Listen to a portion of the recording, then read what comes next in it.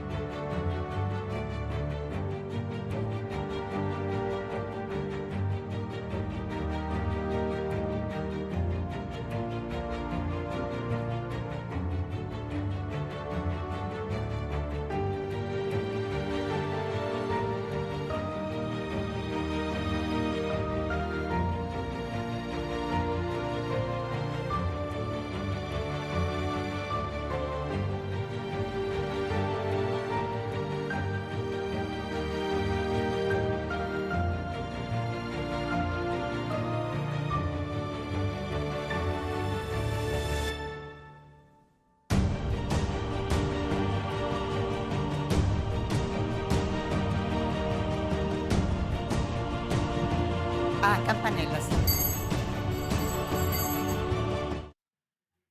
Buongiorno a tutti. Good morning, ladies and gentlemen. When a woman is speaking, we say ladies first. Oh no, the opposite, actually. When a woman speaks, gentlemen and ladies.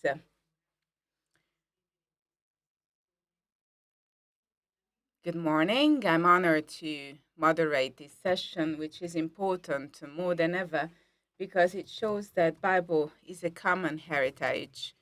You will see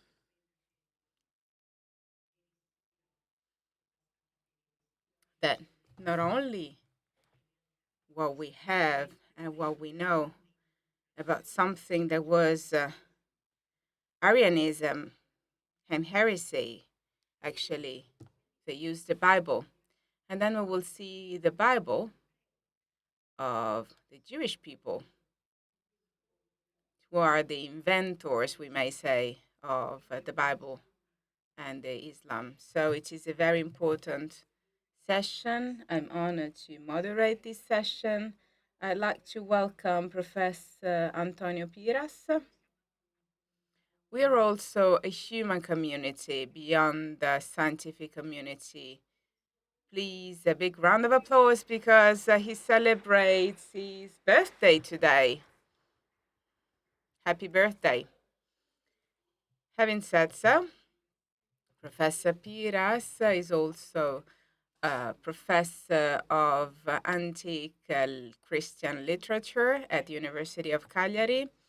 He's a scholar with so many interests and so many skills and competencies. He wrote a Gothic manual, now also at its third edition, history on patristic literature. I would like to report among the many papers and works, philological and hagiographic works, because geography is also another of his fields of competence. I would like to report the critical edition of the Passiones Martyrum Sardiniae. His speech today will be on the Bible and the Arians, textual and exegetical aspects. You have the floor, Professor Pires. Thank you, Mrs. President, for this lovely introduction. I would like to thank the Scientific Committee of the CISM for giving me this honor to invite me in this prestigious conference.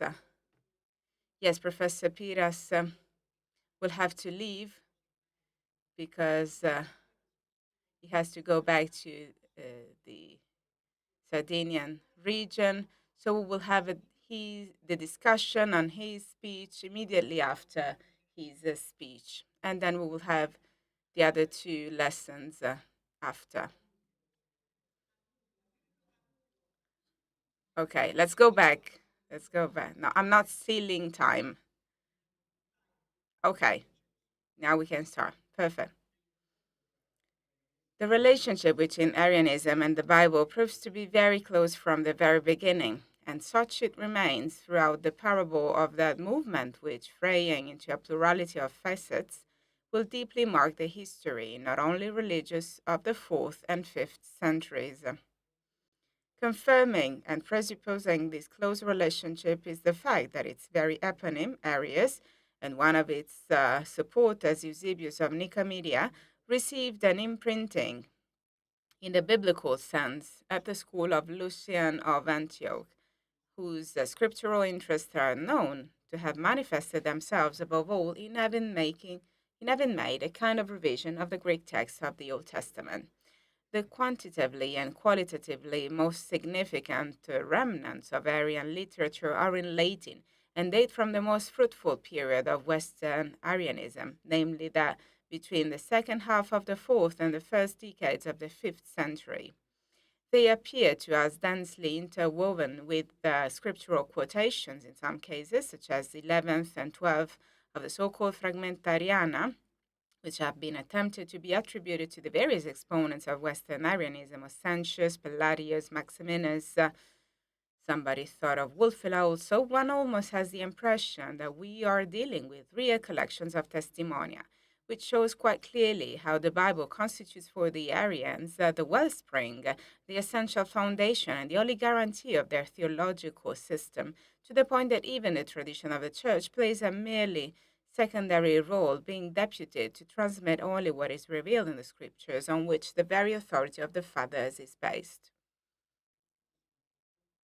In the Opus Imperfectum in Matteum, an extensive commentary on the first Gospel attributable to the anonymous Arian of the first half of the 5th century, it is clearly stated that Scripture is the clavis with which the Janua Veritatis is open, while the priests are but the claviculari, to whom creditum est verbum docendi et interpretandi scripturam. Here, as in other writers of the Arian faith, there is constant reference to the auctoritas of Scripture, which becomes like a litmus test of being authentically Christian. Si confessio eius, namely, of each Christian person, convenient cum scripturis verus est Christianus. And Eusebius of Caesarea himself, who also took a somewhat ambiguous stance in the controversy, prefaces his own profession of faith with the expression in Greek, as we have learned from the divine scriptures. Later, when in 427-28 the Arian bishop Maximinus, who had come to Africa as a kind of military chaplain following Sigismund's troops, found himself engaging in a public discussion in Hippo with Augustine, he punctuated his entire speech with the stubborn bass of an appeal to the scriptures. He will listen to whatever is derived from the Bible, while he will reject as mandata et precepta hominum, reference to Matthew 15:9, that which does not conform to it, since, a faithful disciple of the scriptures, he reversed them to the point of omitting no apex and amending no statement. Quod lego credo is the principle to which Maximinus adheres and which he reiterates several times in the Collatio. Given these assumptions, it is not surprising that the Bible represented for the Arians the privileged basis of confrontation with their opponents, namely the Catholics, who were constantly accused of doing theology without adequate recourse to biblical sources. Indeed, the controversy often resulted in a dialectic between exeis agraphoi and exeis catagraphastics, emblematic expressions of this orientation that may be considered the formula of faith that arose at the Council of Sirmium in 357, headed by the Illyrian trio, as Simonetti calls it, Valens of Morsa, Eustachius of Sigindunum, and Germinius of Sirmium, who represented the most radical wing of the Eusebian font. Compared to the Nicaea Constantinople text, this formula has as many as 5 literal biblical quotations from the Old and New Testaments. Roger Grison, who would undoubtedly have been more entitled than I to speak on these aspects here, warns that there is today no comprehensive study of the scriptural argumentation used in the context of the Arian controversy. And it would certainly be useful and desirable to give work to an in-depth study along these lines. The accusation leveled by the Arians of constructing a doctrine devoid to biblical foundations was destined to become part of the anti-Catholic polemical paraphernalia, becoming a kind of commonplace, if even at the beginning of the 6th century, when then the controversy put in the background the binary question was oriented in a Christological sense among the objectiones of the Vandal Tarasamond addressed to Fulgentius of Ruspe was also the request regarding the position of Catholics to docere prescripturas quomodo non sit terroris falsa professio. In the light of these considerations, during my studies of Lucifer of Cagliari, a stalwart but ineffectual defender of Athanasius and the Nicene Fides, I have often wondered whether among the reasons for the profusion of biblical quotations, invaluable to us, moreover, with which he floods his pamphlets against the pro-Arian Constantius, in addition to the primary function of having filler wedges designed to make up for argumentative poverty, there is not also a desire to respond sarcastically to the Arian criticism of the Nicenes of doing theology without direct recourse to scripture. There's no answer to this question, actually. The dispute between Arians and Catholics, moreover, took place on an essentially common textual basis. We do not find, at least to my knowledge, arguments or mutual accusations motivated about ideological manipulations of the biblical text, such as those attested for the heretical currents or in the context of the dialectic between Judaism and Christianity. Think, for example, of what happened in the Gnostic sphere, where scripture was at best evoked to accompany an extrinsic theological system. The accusation of manipulating scripture levied by Ambrose and Palladius during the Council of Aquileia, falsaria vobis scriptures divas hodie comprobamus, indeed sounds like a provocation, since it was not a question of an actual interpolation, but of the simple combination of the two crucial Johannine passages, John 12:49, 14:28, qui me misit pater maior me est, in a kind of conflation, moreover already attested in the second formula of Sirmius. At the beginning of the aforementioned dispute between Augustine and Maximinus, the latter urges his interlocutor to carry on the debate exclusively on the basis of scripture, which he defines commune est cum omnibus, without Hipponax raising the slightest objection in this regard, certain that he shares with his opponent an essentially homogeneous scriptural foundation. Instead, the question of whether the Gothic translation of the Bible underwent interpolations, as Salvianus of Marseille seems to imply, or whether it was oriented in an Arian sense, will be discussed in a moment. This does not rule out the possibility that some biblical books were preferred to others. According to Meslin's examination of the recurring quotations in the surviving Latin Arian production, the Gospel of John would be the most represented, followed in order by the Pauline letters, the Old Testament, and finally the Synoptics, a ranking that, moreover, depends very much on the focal points of the doctrine discussed at the various stages of the controversy. Examination of the 12 Arian sermons published by Ramon de Te reveals a somewhat different situation, but this depends largely on the homiletic genre and the liturgical moment to which they refer. It is obvious that sermons delivered on the occasion of Christmas or Epiphany draw heavily on the infancy Gospels and other appropriate biblical pages. However, some conventional passages from the Arian controversy are not lacking, such as in Proverbs 8:22. On the other hand, there does not seem to have been any divergence even with regard to the set of books considered canonical. It is Salvianus, again, who documents that the Arians, whom is simply called heretics, possess the same canon as Catholics, he cites in Latin. Nos legimus, eosdem apudillos prophetas Dei, eosdem apostolos, eosdem evangelistas esse.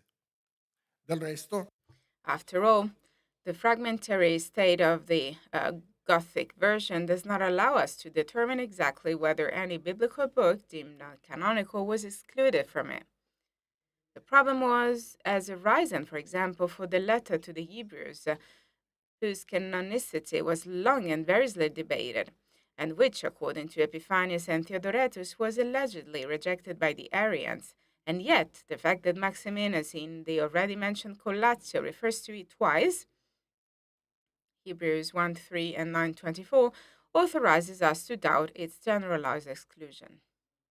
To claim then, as Meslin does, that the author of Opus Imperfectum does not attribute the same canonical value to the second of John as to the first of John, just because in introducing its only quotation it does not use the canonical locution epistula, which instead recurs in reference to two of the three quotations in John the First, seems to me a risky conclusion, to say the least. In any case, the construction of a specifically Arian scriptural canon to be set against Catholic opponents could scarcely fit the intentions of those who aimed to present their doctrinal position not as a new faith, but as the faith of the fathers planted in the furrow of a genuine tradition. And to this end, some went so far as to paradoxically misrecognize Arius as the author of the doctrine they professed, he too being Olimo a mere continuer among many of the original Christian message. Of bishops, Palladius of Ratiaria and Secundianus of Singindunum, condemned and deposed as Arians at Aquileia in 381, significant statements are recorded in the Gesta of the Council, such as, quotation in Latin, nescio, non nel senso di un rinnegamento, not in the sense of a disavowal of Arius, but with the intent of remarking that it was neither the first and not only one to profess a doctrine held to be authentic. It had, in other words, activated the recurring dynamic between antiquitas as a guarantee of proven reliability and novitas with all that sinister and unreliable this concept entailed. In this light, should also be interpreted the not infrequent references, more or less explicit, that the Arians writers make to apocryphal or at any rate extra biblical literature with the intention of making, on the one hand, a display of erudition, and on the other, of showing how the roots of their doctrine lay in the primordial layer of the history of Christianity.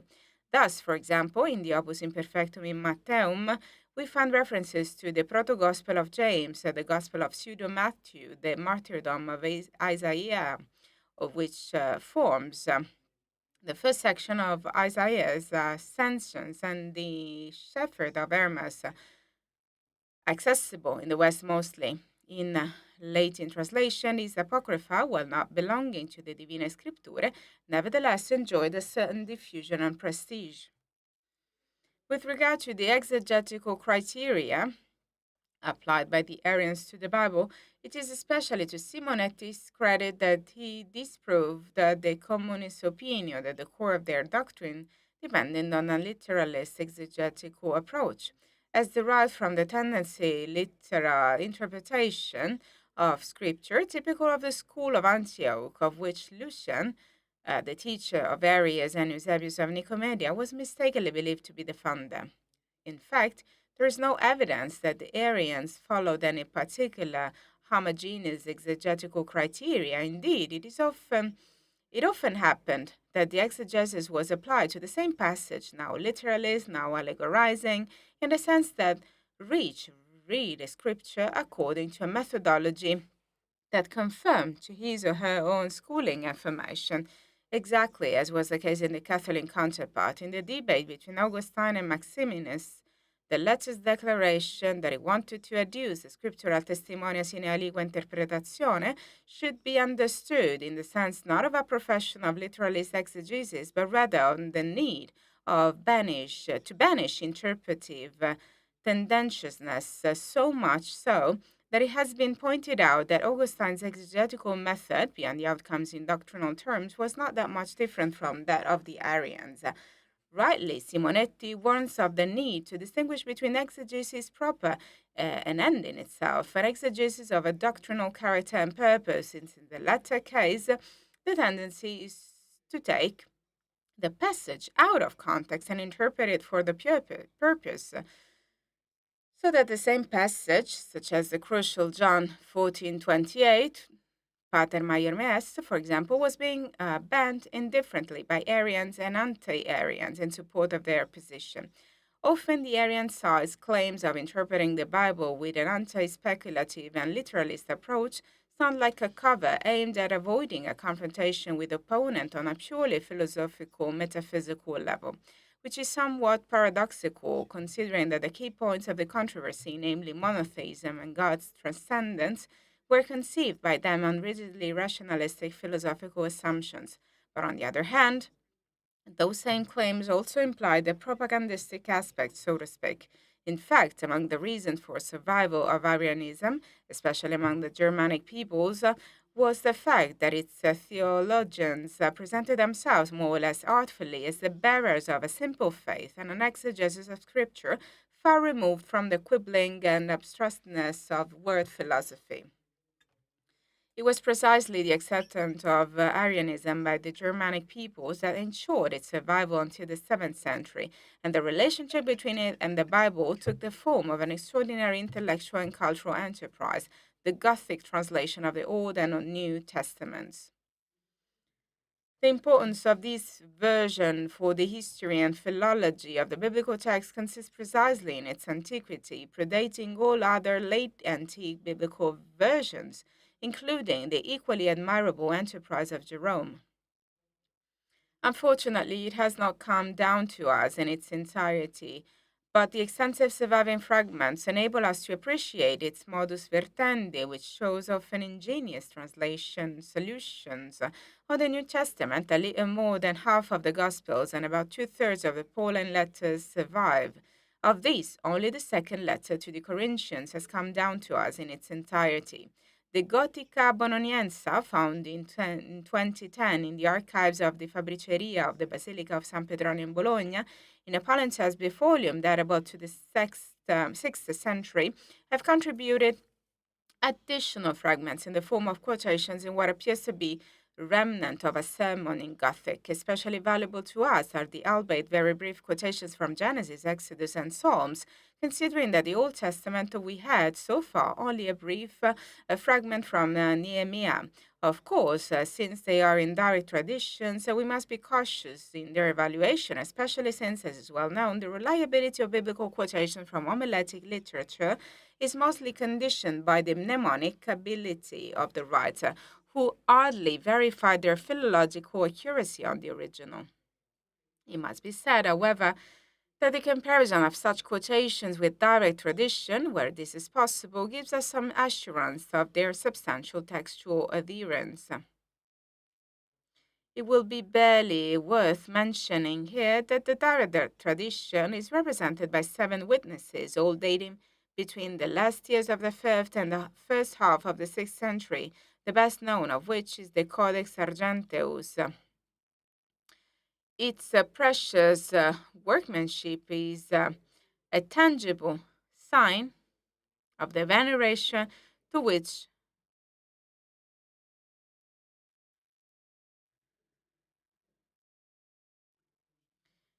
the Gothic Bible was subjected, destined to become an icon of the ethnic identity of the Germanic peoples, so that it was preserved from deliberate interpolations or subsequent rehashes.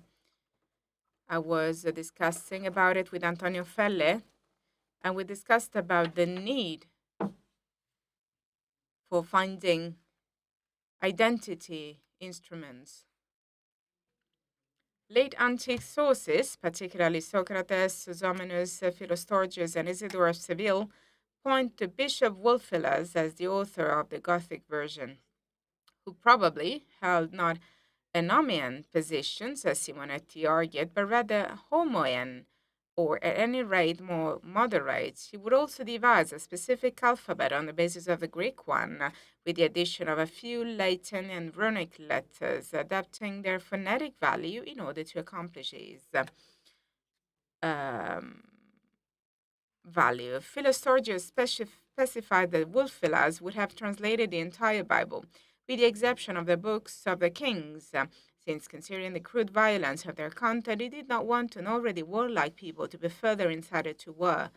It is, moreover, difficult to give credence to such a report. Indeed, it is not clear why he would have censored the books of Kings and instead spare other books, such as that of Joshua, which are no less iconic in their depiction of violence. Today, some would like to downplay, not always justifiably, the role played by the Gothic bishop in the accomplishment of such a translation feat. It is unreasonable to deny that Wolfilas personally translated more than one biblical book, to the point of contradicting the explicit testimony of the sources, especially Philostorgius, but certainly it is difficult to admit that he, in the convulsive period of his episcopate, found the time and ease to undertake and complete such an impressive undertaking on his own. At most, Wolfilas will have given impetus and overseen a work of translation that, even to the most recent investigation, appears increasingly to be the fruit of a collective effort. George Friedrichsen was persuaded that the version of Luke's Gospel was not the work of the same translator as the other three, just as the translator of the Pauline epistles would be different, whose version appeared to him to be a bit later. Jerome's long letter, 106, dated to the years 404, 405,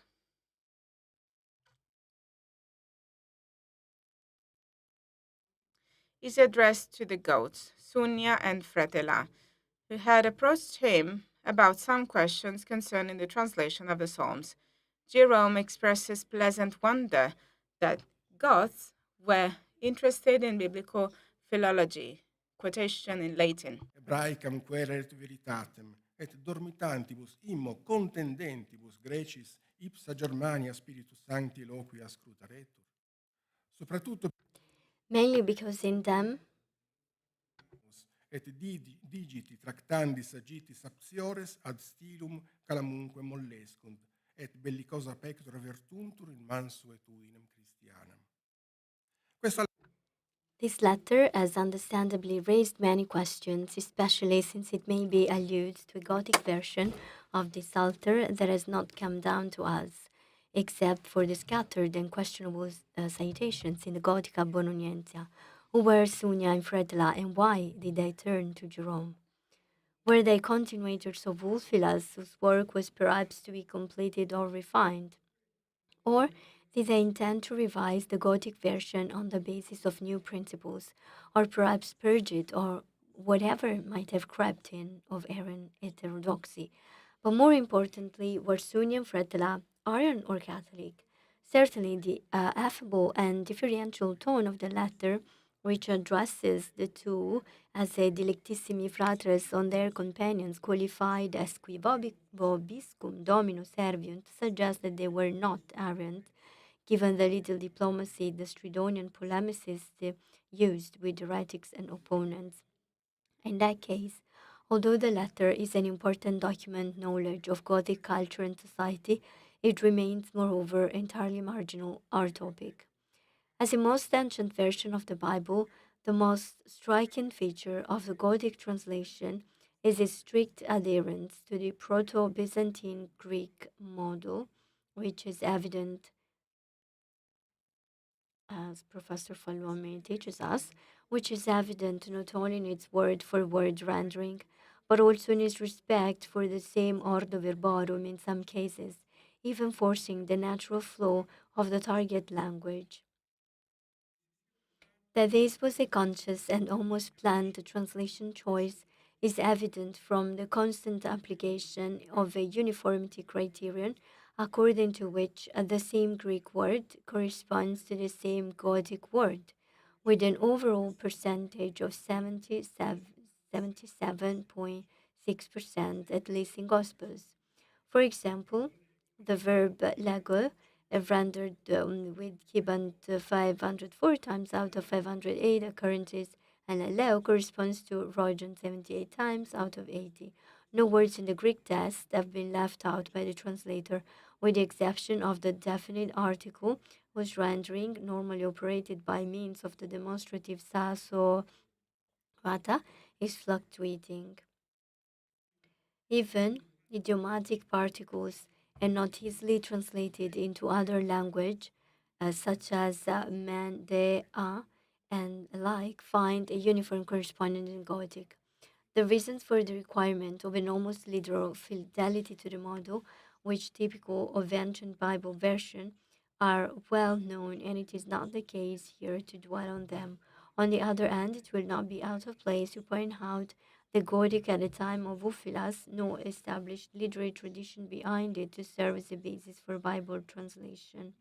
A circumstance this which triggers the easy dynamic of the prestige of the majority language endowed with an ancient literary tradition over the minority one characterized by predominantly oral literature, destined to suffer a kind of subservience to the former, according to a phenomenon found, for example, also in Syriac of the late Hellenistic age, and it is undoubtedly one of the reasons for that so pronounced Grecising feature of the Gothic version of the Bible. All this does not mean, however, that the translator did not have the opportunity to exercise a certain freedom of expression in his work. On the contrary, his attitude towards the Greek model shows remarkable elasticity and creativity, resulting not only from personal skills, but above all from the conscious effort of having to inculturate Christianity in Gothic society. It should also be noted that the two translation modes, formal and dynamic, were not necessarily antithetical in the technique of ancient Bible versions, since they could also be adopted together by the same translator and even on the same page. And this could perhaps explain the often discordant judgments on the Gothic version, which oscillate between an overall negative assessment for subjection to the model and appreciation of the solution adopted in the face of the complexity of the Greek linguistic system.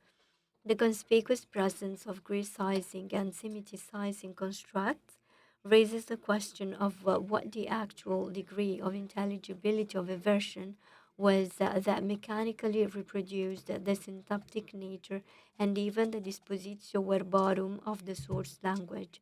So much so that in the first decades of the last century, the question was raised as to whether the language of the Wulfilian Bible was really Gothic. On closer inspection, the same argument applies to Biblical Greek and Latin, which share the same characteristics and therefore appear distant from the standard language of extra biblical literature. That is, They are languages of translation, and above all, the translation of sacred texts that had to be as faithful to their model as possible, and for the understanding of which, given their liturgical catechetical use, recourse to exegesis was a foregone conclusion. Awareness of this translation practice, aimed at reproducing with sometimes obsessive fidelity the Greek model, allows us to appreciate the finesse of lexical choices that presuppose the translator's acumen in investigating the semantic potency of the translated words. Such is the case with the adjective macrothumos, which appears formally analogous to the Latin magnanimus and mahatman, and which outside the biblical translations recurs very sporadically and with the meaning of stubborn constant in a couple of late authors. In the 70s, it was employed with the meaning slow to wrath, able to wait, as a rendering of the Hebrew locution herikapim, where herik means long and apahim, nostril, nose, hence vrat, since in many animals vrat is manifest mainly in intense puffing from the nostrils. In a well-known epigram, Marshall warned a detractor not to challenge the smoking nose of a bear.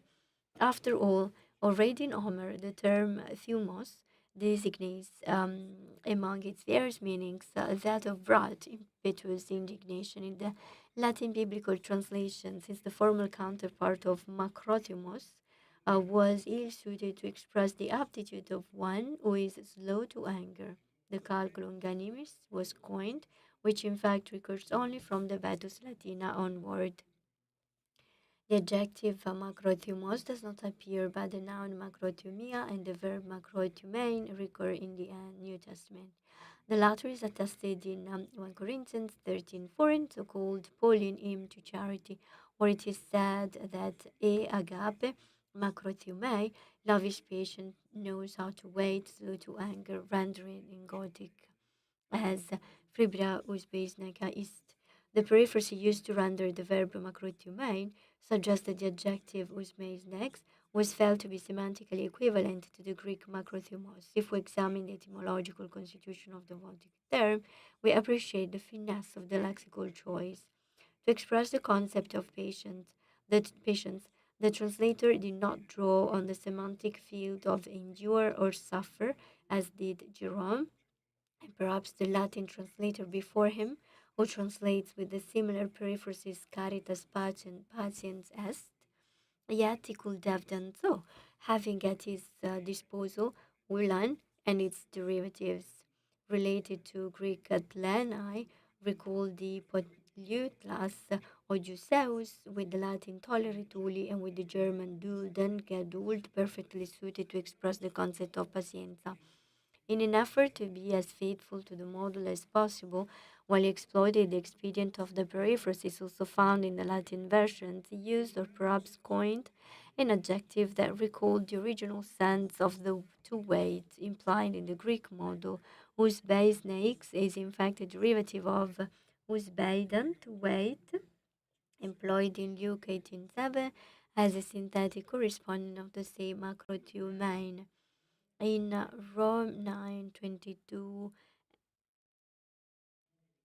2 Corinthians 6:6, the noun macrothumia is instead rendered with the proper cast logamode, the formation of which will also only have been influenced by the Latin longanimus, and to which the modern langmutig, used by Luther in 1 Corinthians 13:4, is indirectly related. The noun lagamode thus stands on the same line as other compounds such as Filuardei, Multiloquum, Arduhardei, Sinaidesis, and others, traced to Greco-Latin models, but with elements proper to the Gothic through conscious etymological reflection.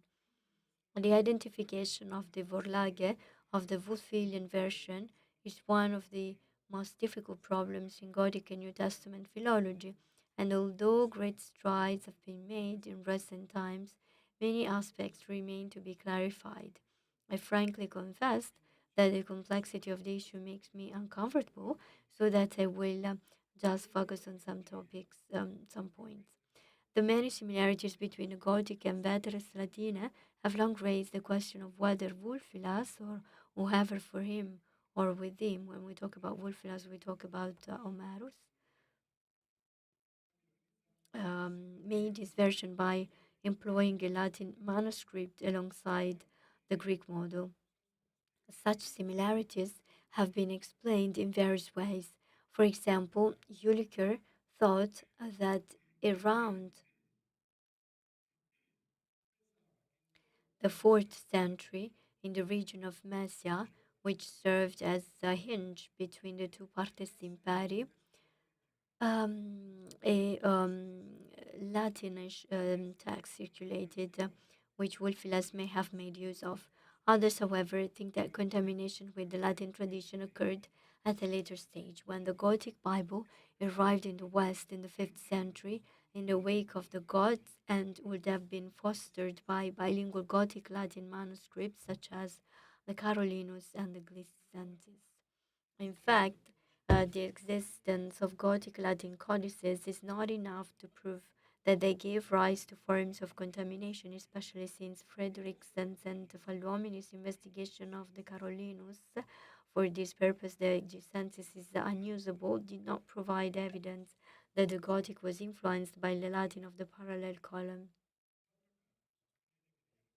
On the other hand, to argue that the Western feature of the Gothic Bible go back to a single, now lost Greek model, which must have contained the lessons now witnessed only by the Veterans Latin and the Gothic, might be reasonable in certain cases, but it would be imprudent, not to mention naive, to solve a problem that appears far more complex in this way.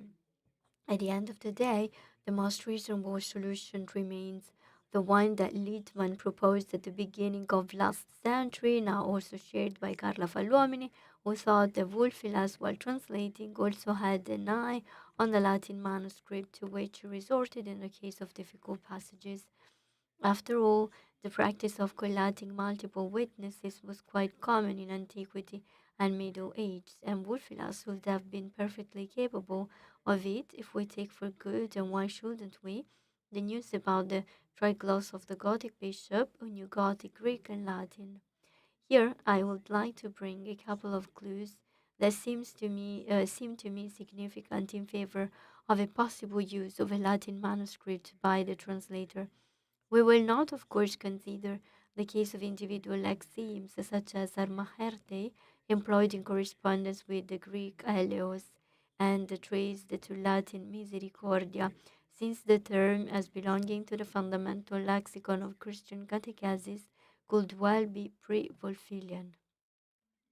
The first clue I'd like to analyze comes from the translation of Matthew 6:26. Ucumais malon diafere teuton, are you not worth more than they? As will be easily guessed, we are within the Sermon on the Mount, where an axiological hierarchy is established between the birds of the air and man. The verse is rendered thus in Gothic.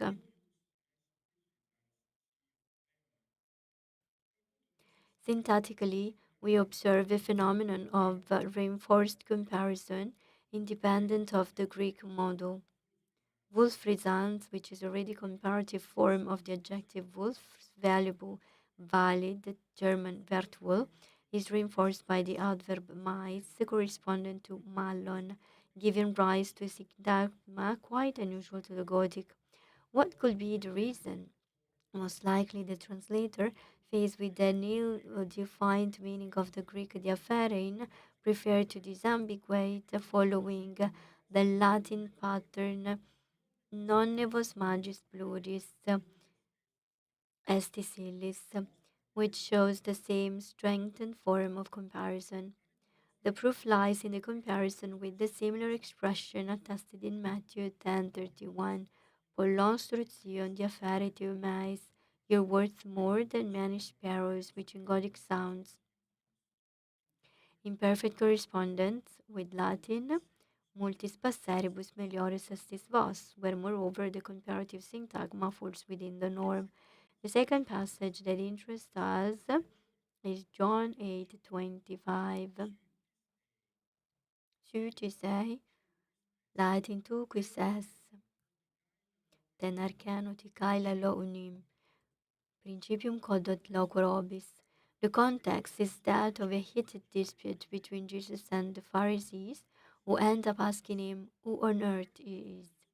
Jesus answers cryptic, evading the question of his interlocutors, and is in fact a non-answer. We are not interested here in noting that from a narrative point of view, the expedient of non-disclosure of identities traced back to similar Old Testament forms referring to Yahweh, and that in the evangelist's intention it is a way to emphasize Jesus' divinity. Instead, we're interested to note that Jesus' response is linguistically difficult, and the embarrassment of ancient exegetes, both Greek and Latin, offers us confirmation. The difficulty particularly concerns the locution ten archen, which is to be understood as an adverbial accusative equivalent to ex arches, from the beginning. So, to the Pharisees' question, "Who are you?" Jesus answered, "I am what I'm telling you from the beginning, so from always." The Latin version, as they are wont to do, especially in difficult passages, operate a rendering that could be called interlinear, aided in this by the fact that the Greek family in arche finds a convenient correspondence with the neuter principium, which takes away the translator's embarrassment of deciding between nominative and accusative. We do not know how the ancient Latin translator understood the passage he was translating, but after all, his task was only to render the text verbum de verbo, to leave its exegesis to those with special charisms. For their part, Latin exegetes had no difficulty in interpreting the passage by drawing on the reflections of Logos theology inspired by Platonic Greek philosophy, according to which Christ was the universal model of all existing things. As we know, Greek philosophers had always been in search of the arche that is the source of reality, while for Christians the arche was precisely Christ. So, what was intended by John to be an elusive answer, for such interpreters it becomes paradoxically full and theologically pregnant. Who are you? I'm the principal with the uppercase P who speaks to you. The absurdity of these exegesis needs no comment. In any case, such an interpretation, found for example in Ambrose and Augustine, is possible only on the basis of the Latin version, where principium can without difficulty be read as nominative. What is extraordinary is that the Gothic version clearly presupposes the Latin model. To phasis. If, indeed, the translator had relied exclusively on the Greek model, he would perhaps have translated for anastodein in accusative, a solution of little intelligibility. He could also have translated fran anastodini, a syntagma present also in other passages, but I don't know whether Wolfilas would have been able to work out such a crisp translation solution, especially since the Latin tradition provided him with an easier way. In my opinion, the use of the nominative anastodins in correspondence with the Greek accusative turns out to be the most certain evidence of the use of a Latin text and the exegetical tradition that was underlying it. This is not therefore not a this is a very specific translation choice. An adaptation of the Gothic text to the Latin Bible, which occurred later around the 5th century when the Wolfilas Bible reached the West, seems unlikely, especially because of the Gothic Bible's also identity function, which implied a desire to preserve the Wolfilas translation from revisions that would alter its original form so as to safeguard the religious and ethnic identity of the ruling elite and legitimize the Church of the Gods itself. But in addition to ideological reasons, this hypothesis, at the least with regard to John 8:25, also runs into theological difficulty. In fact, an adjustment of the passage that has its outcome the presentation of Christ as anastodein, as arche in the Originian sense, presupposes an adherence to the doctrine of the consubstantiality of the Son with the Father, which is incompatible with Arian Christology, especially with 5th century Christology. that reintroduced the characteristic aspects of Arianism. In translating John 8:25, Wolfilas was then presented with two options, either to slavishly follow the Greek at the expense of intelligibility, or to follow the Veteris Latin at the risk of providing a dictum probans against the Arian doctrine he himself professed. He evidently chose the second way, technically more straightforward and undoubtedly more in keeping with the criterion of fidelity to the original text to which he had always adhered. In spite of Salviano's malicious insinuations, Wulfila's translation honesty is well proved, and the most illuminating evidence is perhaps found in the translation of John 10:30, Ego kai o pater en esme, I and the Father are one, and John 17:22, Katos semein en esmen, as we are one, Swaswe with and see you, where the use of the dual sounds paradoxically more Nicene than Homoen, and the choice of the dual is all the more significant when one considers that the Gothic of Wulfila's time had by then dismissed it as obsolete. This aspect denies the theory by Professor Simonetti that Wulfilas militated in the ranks of radical Arianism, since it seems instead to place him on decidedly more moderate position. Early Arians had no difficulty in pointing to the Son as principium, not, however, in the sense of the Platonizing exegesis of John 1:1, that he was the eternal and universal model of created things, but in the sense that he was the first and most sublime creature of the Father. So nothing strange that it was Wulfilas himself who translated the joining passage, whereas it would be really out of place to call it into question the late and radical followers of Arianism, who for their part dared not alter the translation of a passage that was now consecrated by the auctoritas of the apostle of the Gothic peoples. Thank you for the attention and the patience.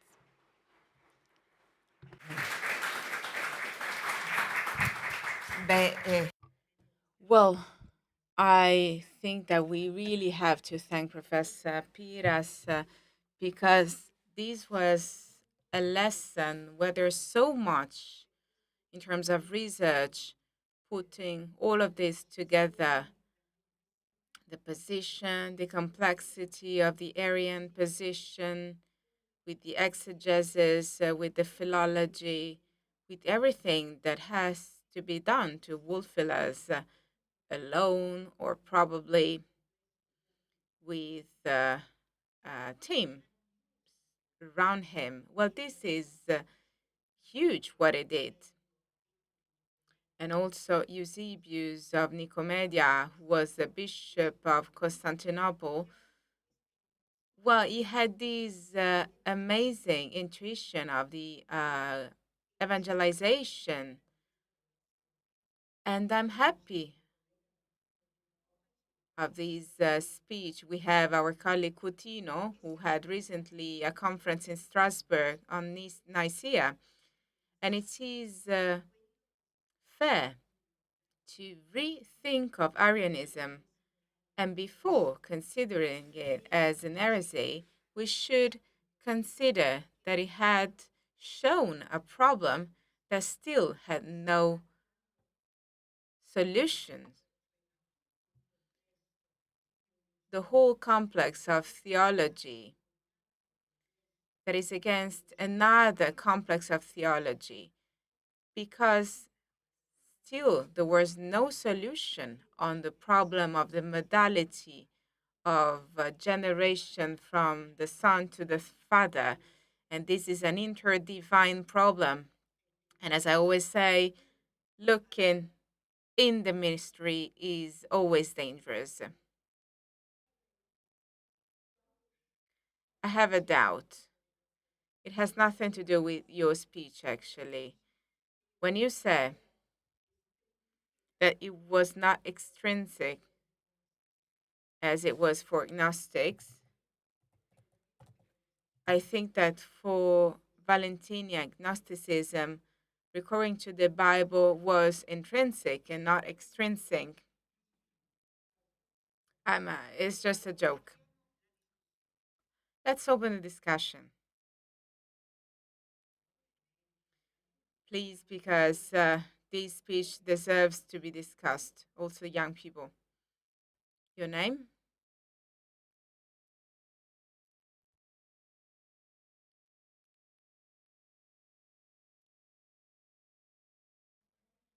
Good morning and thank you.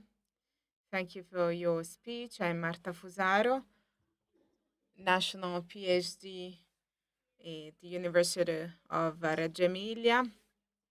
My question is about the creation of neologisms and the recent sentimentization of terms in the Gothic language created for translating Bible. Um, whether we have some cases where we have to express some new concepts imposed by the Bible, or when we have these re-semantization registers, and whether these creations are successful in some late texts. Well, we do not have the possibility to make comparisons between texts out of the Gothic or Bible. However, I think that it is quite common that when there was a term for expressing a concept that was lacking, it was suitable and it was good to create a word based on the components that were already existing. And I think that most of the technical words, I would say, in Christianity corresponded to neologisms created ex novo. I mentioned, for instance, polylobia, conscienza, and so on, or they used already existing terms, changing them as Christians did with Latin and Greek. So it was a practice that Wolfilas received, following the example of what happened with the Latin words. So there's so many for sure.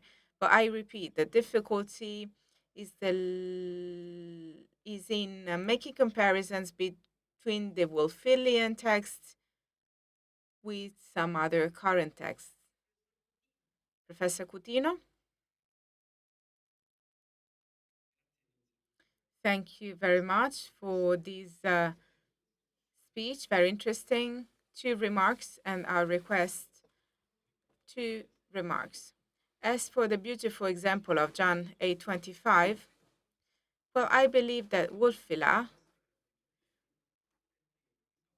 didn't have big problems because he was using the principium according to the Latin version. Even though he's using principium in his head, he was not thinking, he was thinking of the creatural meaning, and the exegetes such as Ambrose are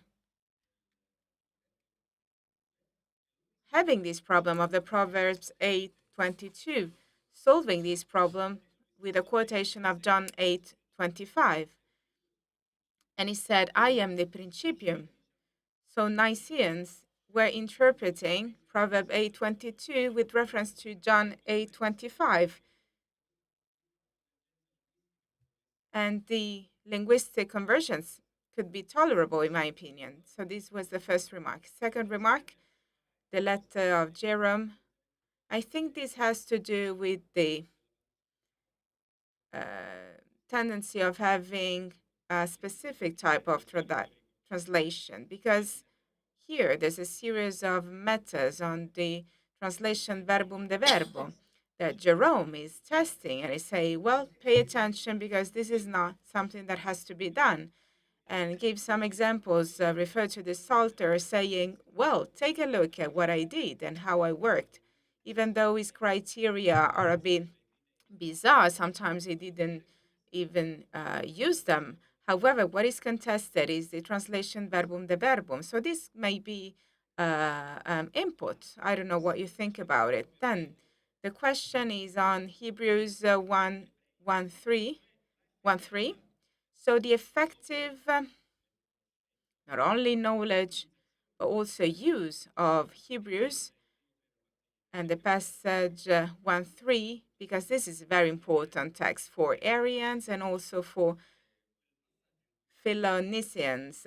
In this passage, where we know that filius is character testius postasius, well, of course, this could be interpreted differently because the character could be indicated through the promotion of a concept of image, or it could be used to say that character, we have the real imprinting. So this is a faithful reproduction of the father. And this in the Hebrews was a request for clarification because this is something I care about because this explains so many things about what we call as Arians that probably didn't use it so much because Ambrose exists. And for him, this is the capital text. Thank you. Thank you very much for this intervention. I will take this into account for the written version of my speech. So I will better analyze these aspects. I just gave a statistical input without focusing on the details. Yes, the details, I mean, of the single verse. This is a research that should be done. Well, actually, yes, this is something that we should do because I'm thinking of this problem of the Hebrews 1:3, which remains a big question mark in the Eastern world. In the Western world, we have some difficulties in understanding this import. Well, this is a real current problem. Under the word Arianism, and he said that these bishops said we are not following Arius because the problem started before, and then we use it for Arianism. As for Gnosticism, we use an expression that is true because it is identifying a macro problem, but actually it has to be diversified, and this is a work that still has to be done. And this goes. It's the same also for the other scriptures. Let's think of Isaiah, who will talk about your generation, and also Irenaeus used it against Gnostics, and Arians used it, and then Catholics take it in another sense. So this use of scripture is extraordinary for instrumental purposes.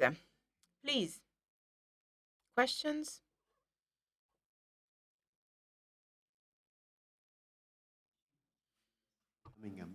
Thank you for a fascinating paper and very rich. Shall I wait for the headphones? Yeah. Wait. No, excuse me, the questions Ok. ha solo ringraziato. Okay. Ha solo. Sì, sì. I was very impressed by the slide you showed looking at the verbal correspondence of the Gothic to the Greek, which looks as if, it confirms the dependence of Gothic on the Greek and the Byzantine text, as you said. I simply wondered what you thought of a variation such as, I think, in the first chapter of the Gospel of Luke, where both the Gothic and the Latin have Mary was surprised at the entrance of the angel rather than Mary was surprised at the word of the angel. That's not a sort of variation which is a difficult point of exegesis, unlike John 8:25, and whether a sort of similarity between Latin and Gothic for the simple translation variant could simply be coincidence rather than dependence on Latin and Gothic, or whether you think that single variant shared between Latin and Gothic in that verse is evidence of some sort of contact. Ma dunque, in alcuni casi Well, in some cases, we have a coincidence. It is difficult to know whether or not there's a dependence on Latin, because sometimes there's a correspondence of choices made by the translators. In some other cases, we suspect that there was the use of Latin expressions. This is something we are doing now with this project, the critical edition of the Gothic Bible. And this is something that we will do. It will be a systematic analysis to verify the percentage of presence of latent for the Gothic versions. However, these are still fluid data, so to say. They're still not that consistent to give you a precise answer. Thank you. Okay, if we have no questions left, it's 10. I think that we can have 15 minutes of break, but at 10:15, we have to be back here. Thank you.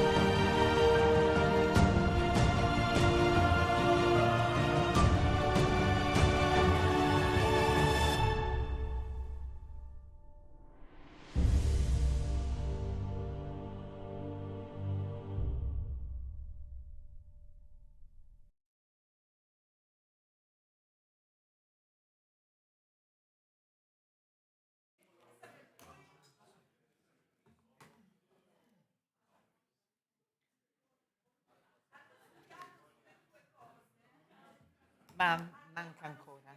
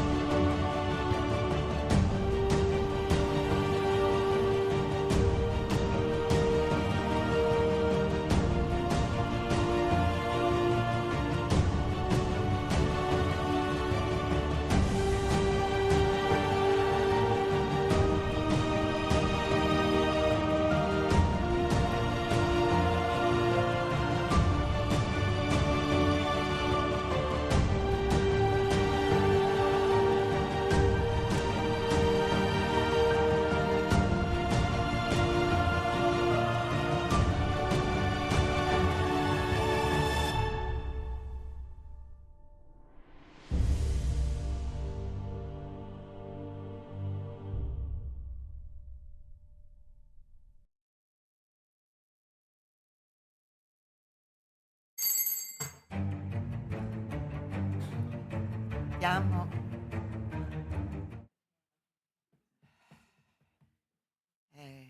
After the... ok.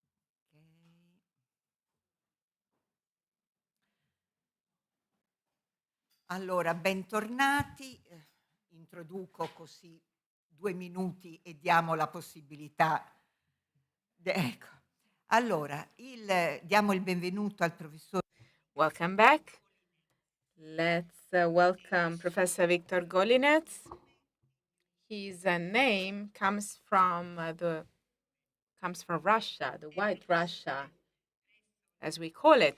Professor at the Hochschule für Jüdische Studien of Heidelberg. His domains are manuscript tradition of Jewish Bible, grammatical aspects, and generally speaking, linguistic studies. He dedicated studies to the Semitic Western language. In 2018, he published his Verbalmorphologie des Samoritischen und Glosser der Verbalsender,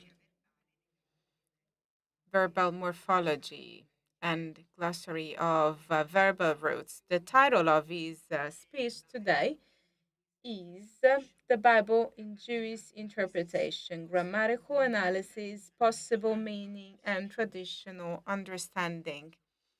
The floor is yours. Good morning, colleagues and students and people of different trades who are interested in Bible and Jewish interpretations. Thank you, the organizers, for including what was called yesterday the heretics section. So we had the Arianic section, and now we're going to have the Jewish one. So maybe it's not that worse, but maybe it's more complicated. Now, what is Bible, what is Jewish, and what is interpretation? For the purpose of delving into the topic, the Bible in Jewish interpretations, in plural, the definition of terms interpretation, Jewish and Bible are indispensable. For the intention of this lecture, it is sufficient to mention that the English term interpretation means both explanation and translation. The interpretation of the Bible in antiquity and modernity covers both aspects. Explanation, on its part, also entails translational qualities and properties, since explanation, similarly to translation, seeks to hang over the meaning or the meanings of the text. And the efforts of explaining the Holy Scriptures are called exegesis, as we know. The Jewish Bible has experienced a long history of interpretation and translation. Usually, texts are being translated in order to be understood by foreign people, and texts are mostly translated with the aim of making them accessible for readers of other cultures than the culture or the origin of the texts. In contrast, the history of translation of the Jewish Bible has many examples of translations made for the same people, namely the Jews, the authors of the text, who lived in new linguistic environments. The Septuagint, the Greek translation of the Bible, was made for the Greek-speaking Jews of Alexandria and the Greekish world, of course. The Targums, the Aramaic translations, were made during the time as the Jews in Babylonia and in Israel used Aramaic as their everyday language. Arabic translations appeared after the Islamic conquests. The Judeo-Persian translations date back to the medieval times. All these translations were made by Jews for Jews. They reflect the contemporary Jewish understandings, plural, and interpretations, plural, of the Bible. And they had great impact on the Jewish theological thinking and partly on the Christian interpretation of the Bible too. Besides these translations, Jewish traditions engaged in the interpretations of the text which were regarded as being of special importance for the contemporary Jewish communities. During the history of the Jewish people, several main groups of common exegetical interests or of shared hermeneutical presuppositions have emerged. Naming them in chronological order, we start with the Essenes, and you have it on your handout. Just one thing, take the S of productions and put it after commentaries of the Bible and biblical books. It should be in plural on your handout. Yes, so the Essenes who lived in Qumran on the west shore of the Dead Sea um, were remains of the biblical books, community rules, liturgical works, and commentaries upon biblical books were found. From the books of the New Testament, we learn about Sadducees and Pharisees. While the former were closer to the temple with its sacrificial service as well to the clerical aristocracy, the latter were mainly concerned with the interpretation of the biblical texts and, and its application, the application of the interpretation in the everyday life. The rabbinical schools of the Christian era have their roots in the Pharisaic movement. These rabbinical schools are responsible for collecting the interpretations of the biblical law and gathering them into two Talmuds, the Jerusalem and the Babylonian ones. While the redaction of the former, also called the Talmud of the land of Israel, Talmud Yerushalmi, was finished around the middle of the 5th century, the Babylonian Talmud gained its final form in the middle of the 8th century. Karaites who emerged in the 8th century rejected the Talmud and developed their own interpretations of biblical texts. The Samaritan exegesis is outside of the scope of this lecture, since Samaritans perceive themselves as Israelites and not as Jews. Now, where did the interpretation of the Bible start? It is important to emphasize that the interpretation of the Bible has begun even before some of its books were written. We find many traces of the interpretation within the Bible itself, produced by the authors of the biblical books. One of the types of such interpretation is quoting or reusing all the biblical text in the younger ones. Consider the following example from the book of Ezekiel and from the book of Exodus.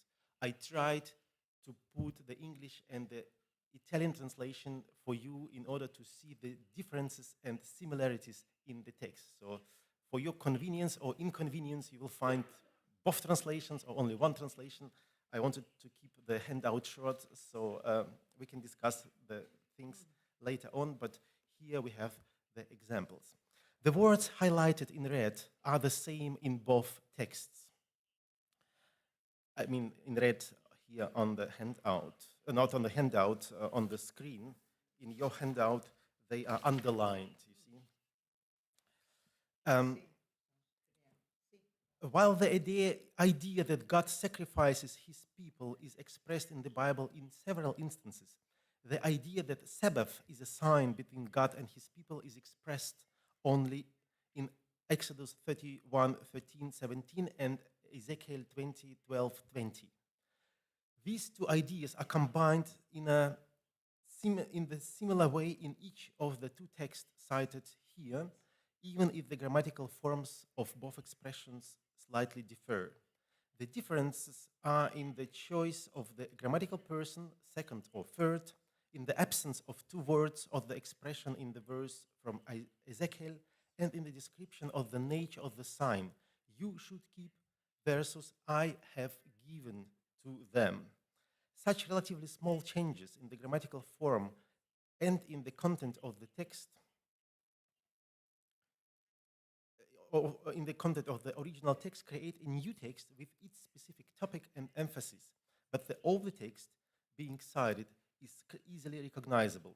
There are thousands of examples of comparable variations in the text within the Bible, and many of such variations are found in parallel accounts, for instance, between the book of Kings and Samuel, or books of Samuel Kings and Chronicles. Such variants are often hard to grasp in the Bible translation because the translations are often, these variances are often inconsiderable, and the translations tend to conceal them by harmonizing the accounts. As a matter of fact, those variants have semantic and theological meaning. They exhibit the literary prowess of the authors and their ability to understand and interpret all the texts, as well as to empower these texts to convey new meanings. There are also examples of book internal quotations, and the following is particularly striking. The 6th chapter of the book of Jeremiah describes the destruction God will bring upon the land of Judah. Chapter 50 of the same book describes the destruction God will bring upon Babylon, and the second account is the copy of the first one, with slight changes in grammatical person and number, with word addition and omission, as well as with change of the geographical name.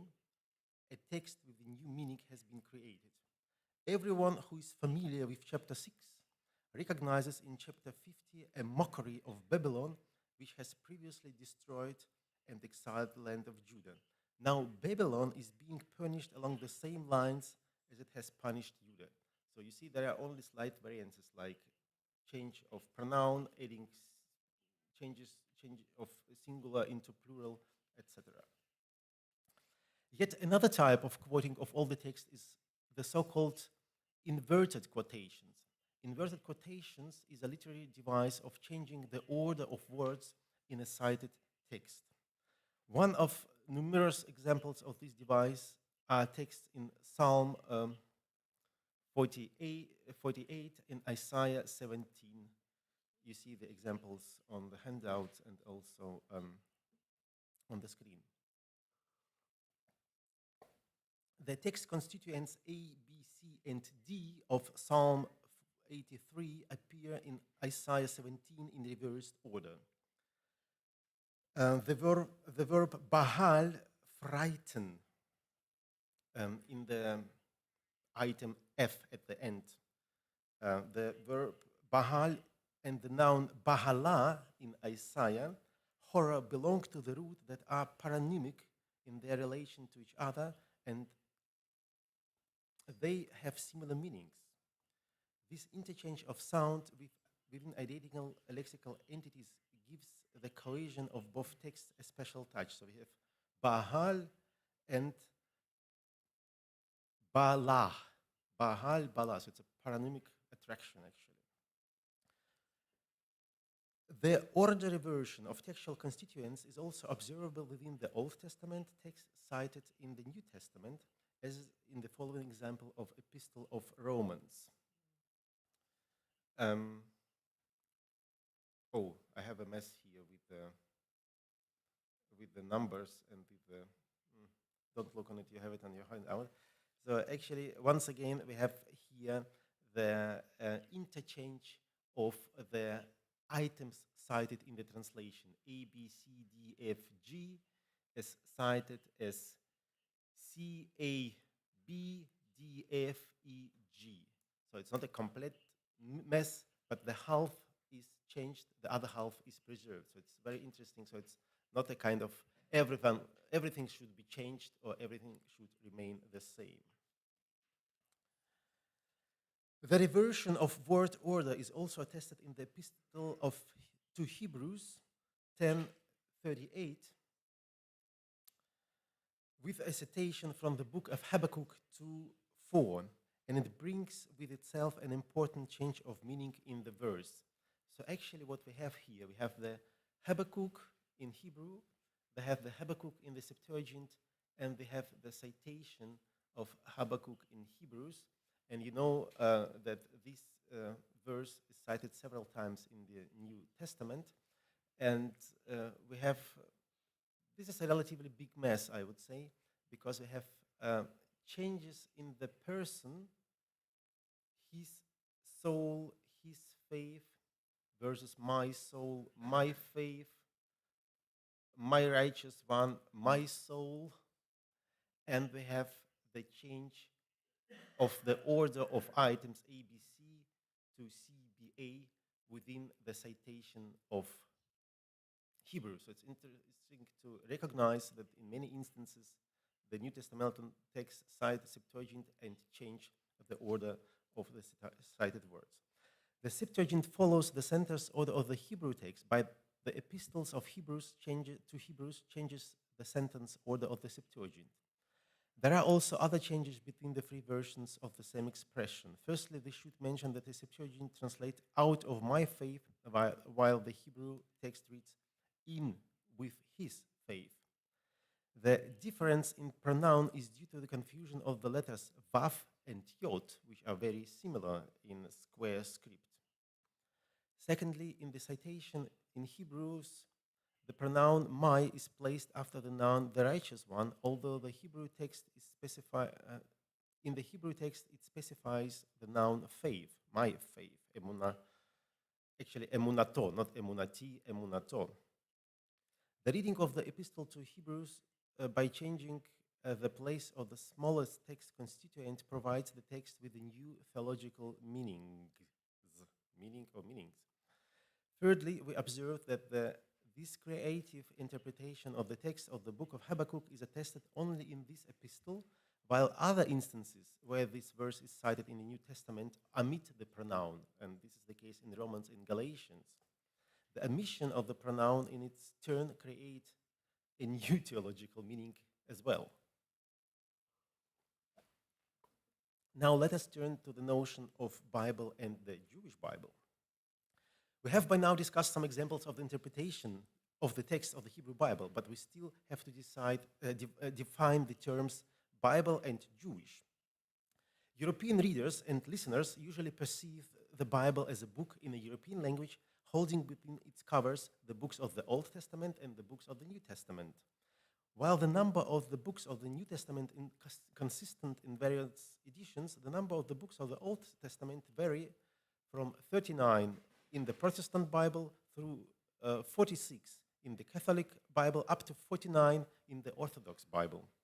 Nowadays, in some German state and church documents, the Old Testament in reconciliatory called das Erste Testament, the First Testament. Israeli readers and listeners perceive the Bible as a collection of books corresponding in their content to the Old Testament books of the Protestant Bible.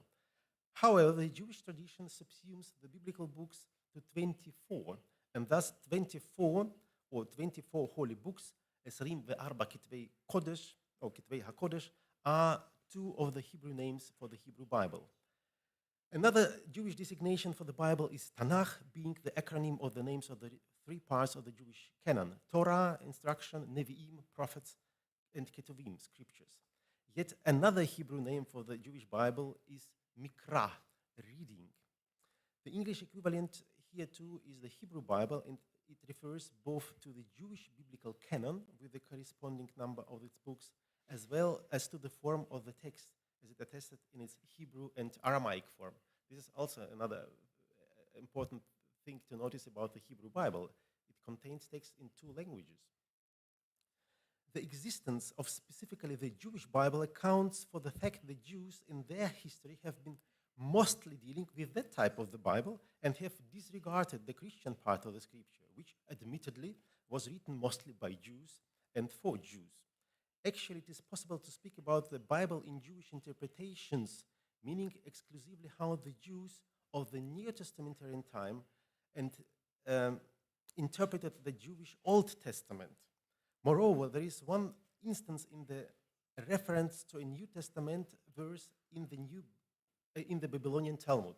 So if you haven't ever heard of it, listen carefully. There is one instance in the tractate Shabbat where the reference is made to Avon Gilion, Aven Gilion, which is in Hebrew sin of a scroll, which is a malapropism of the Greek noun evangelion. So evangelion is paronymically derived from Aven Gilion or Aven Gilaion.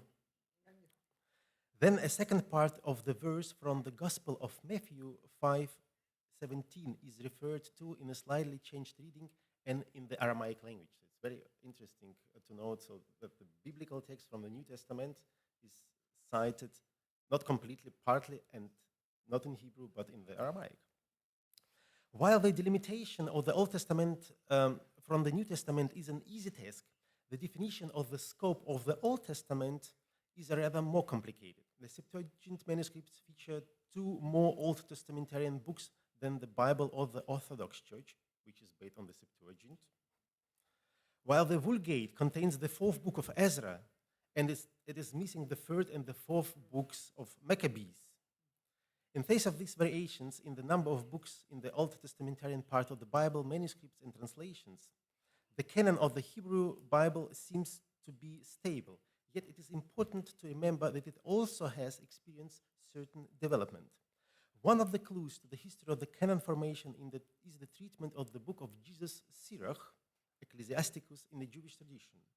The book has not been included into the canon of the Jewish Bible, but its Greek, Syrian, and Latin translations became part of the corresponding canons.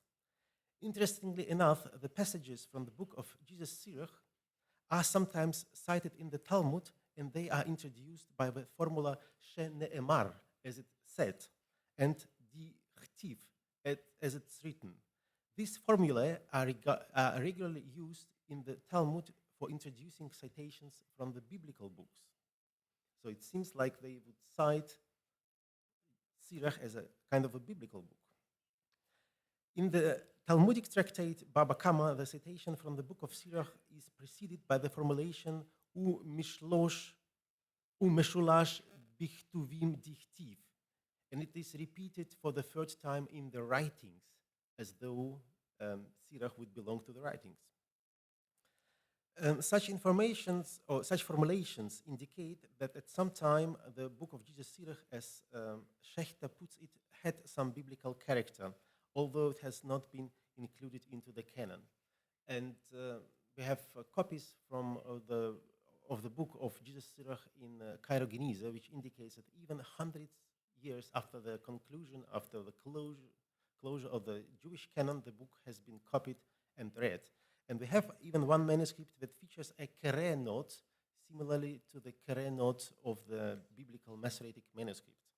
And of course, some modern scholars look into the book of Sirach as a kind of closely related to the Hebrew Bible. So there was an idea to put the fascicle of the book of Jesus Sirach as an addition to the Biblia Hebraica Stuttgartensia. Now, we may assume that we have by now established what the Hebrew Bible is, and that we could now pass to discussing its interpretations. The notion is correct, but before we turn to the nuances of interpretations, we shall examine two examples that show how interpretation of the biblical text determines the form of the text itself. The first example is a Talmudic discussion concerning the script in which the Torah was originally written. Was it the Paleo-Hebrew or was it the Aramaic script, which is later called in the Talmud Assyrian script? The rabbis of the Talmud, while arguing and searching for arguments in favor of their views and ideas, cited biblical texts and tried to find their support for their illustrious explanations and far-reaching speculations. While answering the question about the script, Rabbi Eliezer of Modin said that Torah was given in Assyrian script. So the question, what is the reason? The answer, the hooks of the columns, or the hooks of the pillars, meaning that the letters Vav of the Torah should look like columns or pillars. The phrase hooks of the columns, Vavei ha'amudim, is attested several times in the book of Exodus in the account of the building of tabernacle. Rabbi Eliezer related the noun column to the columns of the Torah scroll itself and compared them with the form of the letter Vav. He notes the resemblance between the columns of the text and the proudly towering shaft of the letter Vav. Torah scribes of the later times have picked up the idea of connecting the notion of Vav with the notion of columns of text and have developed the stipulation according to which almost every column of the Torah scroll should start with the letter Vav. Thus, the Talmudic explanation about the historical form or supposed historical form of the biblical or Torah text produced an interpretation about how a Torah scroll should be written and should be also formatted in modern times. Now, so here is the beginning of a scroll starting with Bereshit, bara Elohim. Of course, you cannot start every column with Bet, and there are 6 exclusions to this rule. But if we look closer, we recognize that the following columns are written with Vavs, The last column, the fifth column here, has the name of God, so it doesn't start with Vav. So it's not according to the stipulation. You see, it's not completely completely organized here. There is another scroll which is in my possession, or part of the scroll in my possession. So here, every column starts with Vav. So it's a bigger picture. Maybe you can recognize it.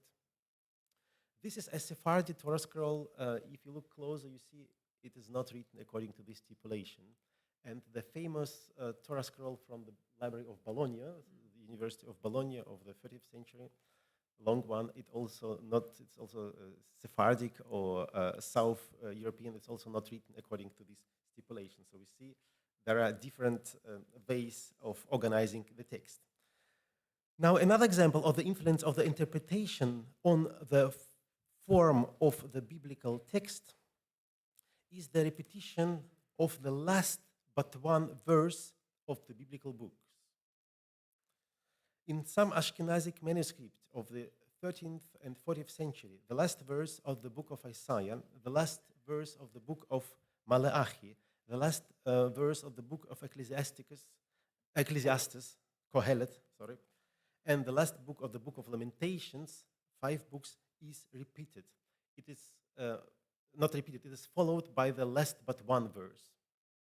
So, since the last verses of those books contain what may be called a depressive message or shattering prophecy, the penultimate verse is repeated in order not to finish the book on a negative note. Jerusalem Talmud conveys the following assertion in chapter 5 of the Tractate Berachot. Because we find that the early prophets have sealed their words with words of praise and words of consolation. The idea that biblical prophets concluded their books on a positive note prompted some scribes to repeat the next to last verse. Here an example from the manuscript of the British Library from Isaiah. So if you look closer, you will see that the words is repeated. Here the verse from Malachi, where only the 3 words of the preceding verse are repeated. Now, after having explained all these terms, as well as having discussed some examples of Jewish engagement, we started quarter past. Yes, we started quarter past 1. I still have something to tell you. Now, after having, yeah, that's fine.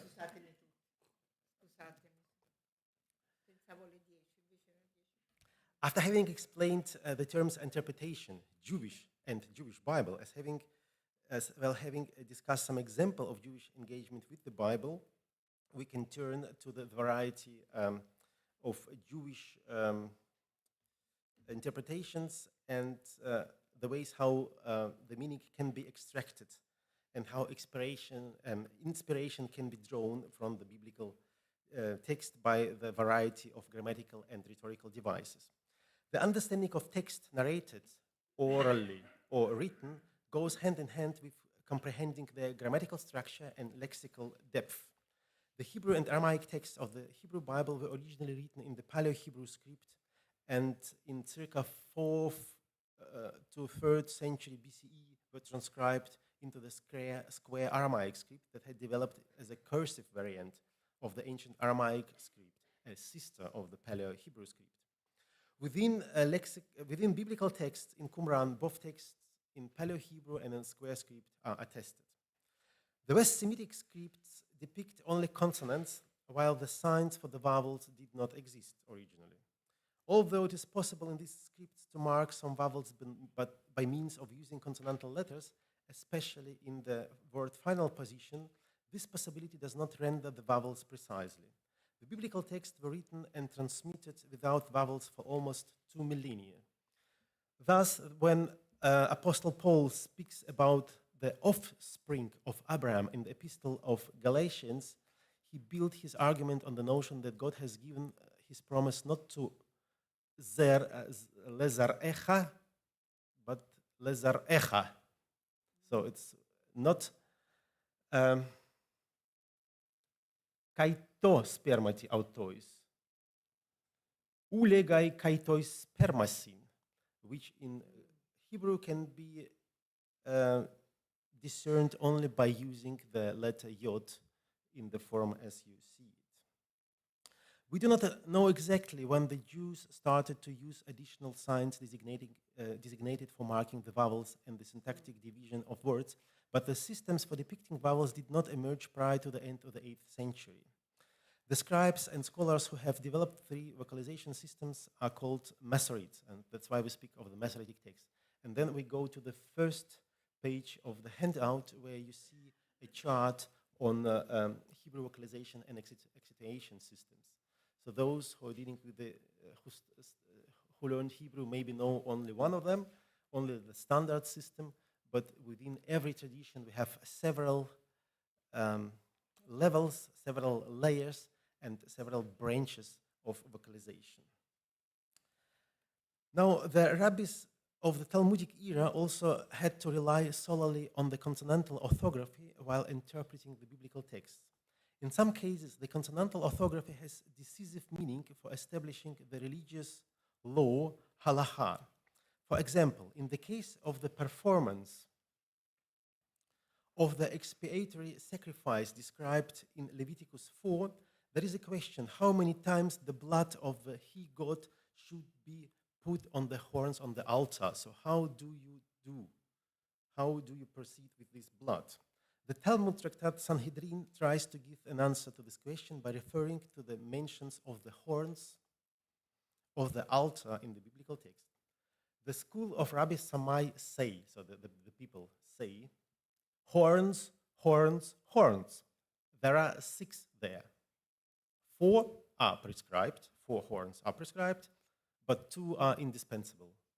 So at least 2 you should put the blood at least on 2 horns. The school of Rabbi Hillel say horns, horns, horns. There are 4 here. There are 3 are prescribed, but 1 is indispensable. What does this text mean, and how do the sages arrive to the number of 4 or 6 for altar horns if there are only 3 mentions of the horns in the biblical text? So they say horns, horns, horns. The rabbis derive their decisions, in this case, from the orthography of the corresponding words in the biblical text. The school of Shammai says that the horns karnot is written with the letter vav, as you see it with the red letter vav. And according to one of the principles of rabbinic hermeneutics, the orthography indicates that the form karnot, that is already plural, is, so to say, additionally or doubly plural. So it's plural, but it contains vav for plural, and that's why it's 2 times plural. That means this form would mention horns 2 times. Yes, correspondingly, 3 occurrences of this form are explained as 6 mentions of the horns. The school of Hillel cites the biblical text in a slightly different orthography. The first 2 occurrences of the words are written without the letter vav, while the third is written with the letter vav.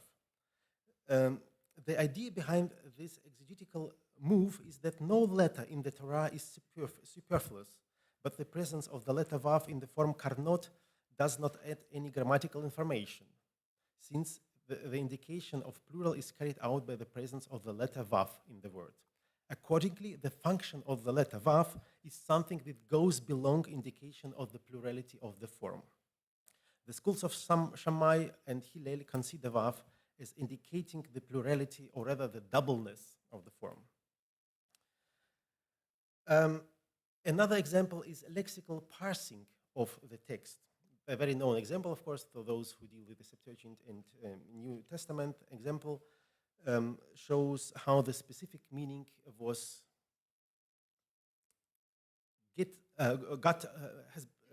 extracted out of the text before the vocalization by signs has been developed. In Genesis, we read that Israel did reverence leaning on the top of his bed. The Septuagint translates the Hebrew text prior to the emergence of the vocalization and has the reading leaning on the top of his staff.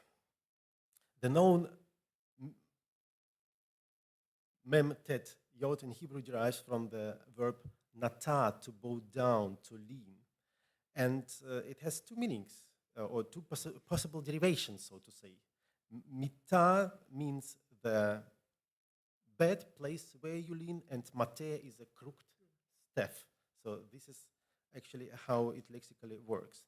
And now the second interpretation, the pre-Masoretic interpretation, has been included in the Septuagint, and then it has been also included in the Hebrews. And of course, every translator of the Bible has its pains to decide what should he or she do, because actually what we have here, we have two Jewish interpretations. The second is not Christian. The first interpretation is older than the Masoretic text by maybe thousands of years.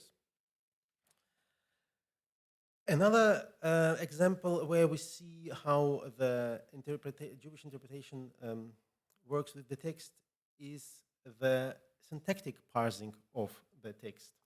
We have two accounts of the creation of birds in Genesis 1:20 and Genesis 2:19. In Genesis 1:20 it said, let the water teem with swarms of living creatures and let birds fly above the earth. The Septuagint says, let waters bring forth abundantly the moving creature that has life and bird that fly above the earth. So actually, according to the Septuagintal rendering, both fishes and birds derive out of the water. And this is a big deal, because according to Genesis 9:2, God created of the ground every beast of the field and every bird of the sky. And then in Talmudic times, someone says, one verse states, and God said, let water swarm with swarms of living creeping animals and birds will fly. Apparently birds were created from the water. And it's written, and from the ground the Lord God formed. Apparently birds were created from the land. So this discrepancy was noted in the Talmudic times, and it actually shows that the interpretation, which were known to Septuagintal interpreters or translators, were also attested in Jewish traditions afterwards, and we find it also in some Targumic manuscripts. So how would you solve this discrepancy? So Rabbi Yochanan ben Zakkai said it's very simple. They were created out of the mud. So you take water, you take earth, you get mud. But in order not to discuss this problem anymore, the Masoretic text has put the atnach, the main syntactic divider in the text, after nefesh hayah, after living creatures, making birds not stemming out of the water. It's a very elegant solution, which actually precludes an older Jewish understanding of the text. Two last examples. Besides searching in the Bible for proof of legal decisions, for halacha, and for explanations of difficult or contradicting passages, ancient Jewish exegetes also commented upon the text they read. Several sets of exegetical rules for deriving meaning or meanings have been developed out of the praxis of Bible interpretation. There are 7 rules of Hillel, 13 rules of Yishmael, and 32 rules in medieval times. In Christian exegesis, the idea of 4 senses of Scripture is known, and this idea has been later adapted to the Jewish Bible exegesis. Now, even if the formulation of 4 approaches is relatively late, the perception of corresponding meanings in the biblical text is an old idea. One example of how the search for the straight meaning was applied in Talmudic times can be found in the tractate Sanhedrin. Where is it? Yes. The tractate Sanhedrin applied to Isaiah chapter 11. A shoot will come up from the stump of Yeseh, from his root a branch will bear fruit. The Spirit of the Lord will rest on him, the Spirit of wisdom and of understanding, the Spirit of counsel and of might, the spirit of knowledge and fear of the Lord. And his smelling is a very difficult form in Hebrew, hareicho, and his smelling will be in the fear of the Lord. He will not judge by what he sees with his eyes, or decide by what he hears with his ears. But with righteousness he will judge the needy, with justice he will give decisions for the poor of the earth. And this is how the text is interpreted in the Talmud. Rabbi Alexandri says, his smelling, this specific form, haricho, teaches that God burdened the Messiah with commandments and afflictions like milestones, rechaim, paronomastic attraction, reach, rechaim. Rava says it means that he will smell and judge, and it's written, and he shall never judge after sight of his eyes, and he will never judge under the what's hearing of his ear. So you see, the interpretation is he will judge by smelling. If you don't believe it, we can see how this notion was applied in the later times of Bar Kokhba. Bar Koziva ruled 2.5 years.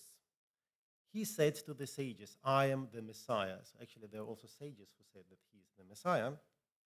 But then they said to him, with regard to the Messiah, it's written that he smells and judges. Can you smell and judge? Do you judge according to your smelling? No. Let us see whether he is able to smell and judge. Once they saw that he could not smell and judge, the Gentiles killed him. I think that's a wonderful importance of literary exegesis, firstly, and then the application of this exegesis.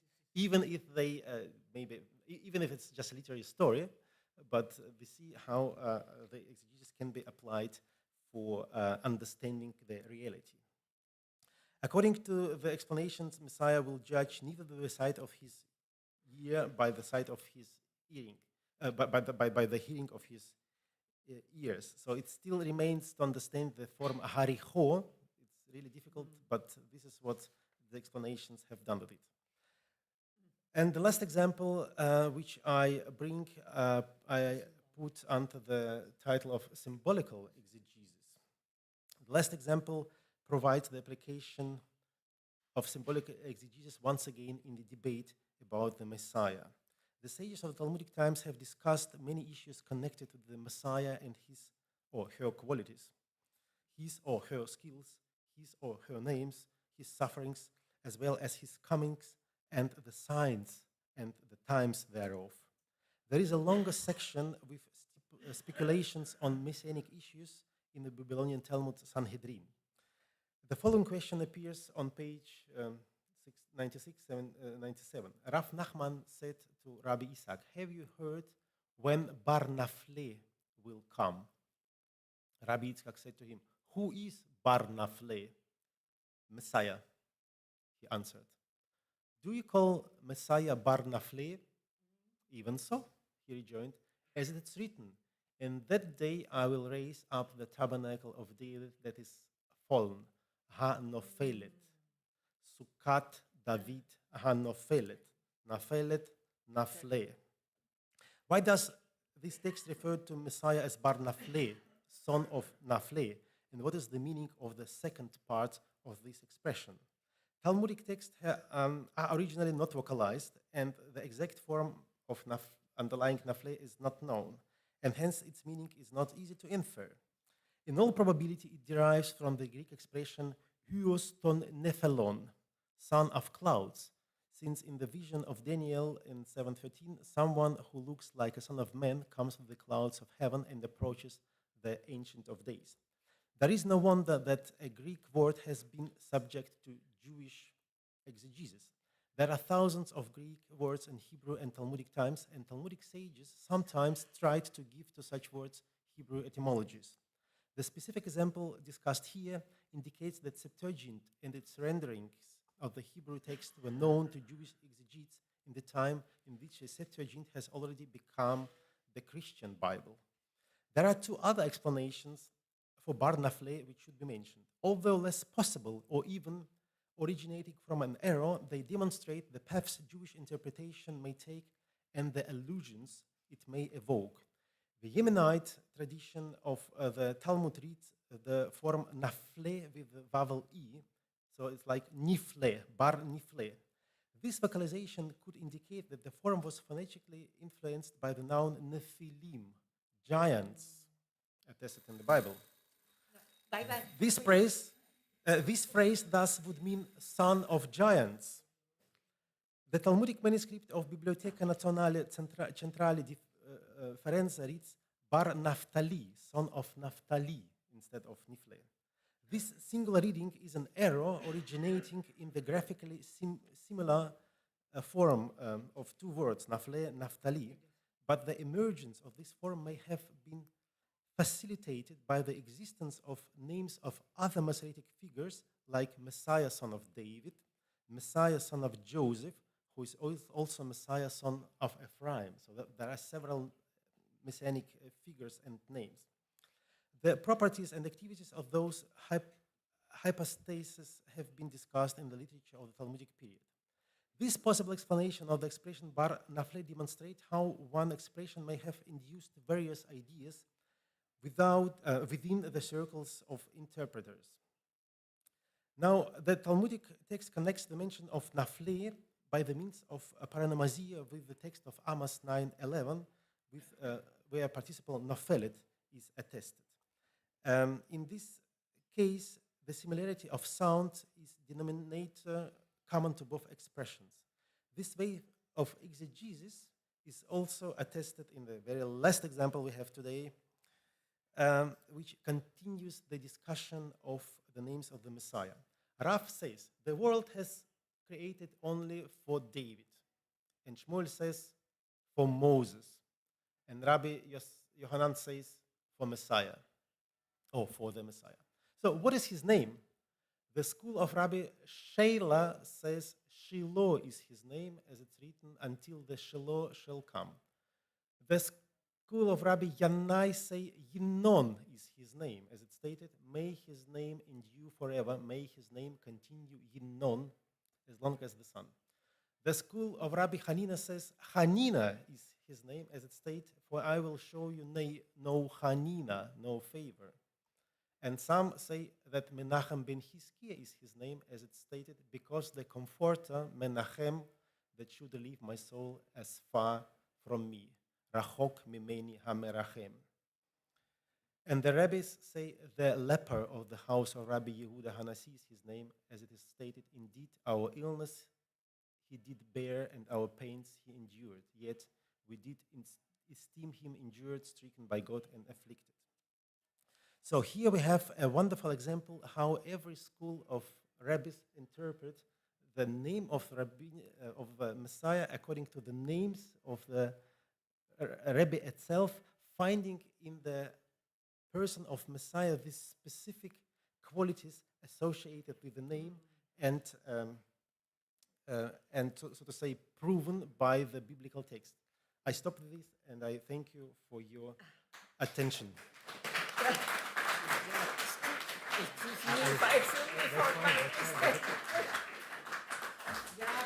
Grazie.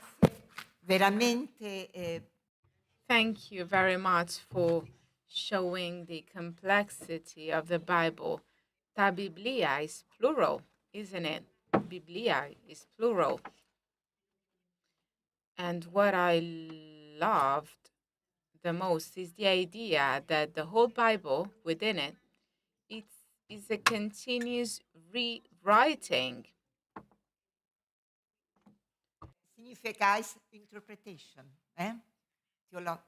Thank you very much. Oh, diamo il benvenuto. Okay, let's welcome now our last speaker today, Professor Camilla Adang, who teaches Islamic studies at the University of Tel Aviv.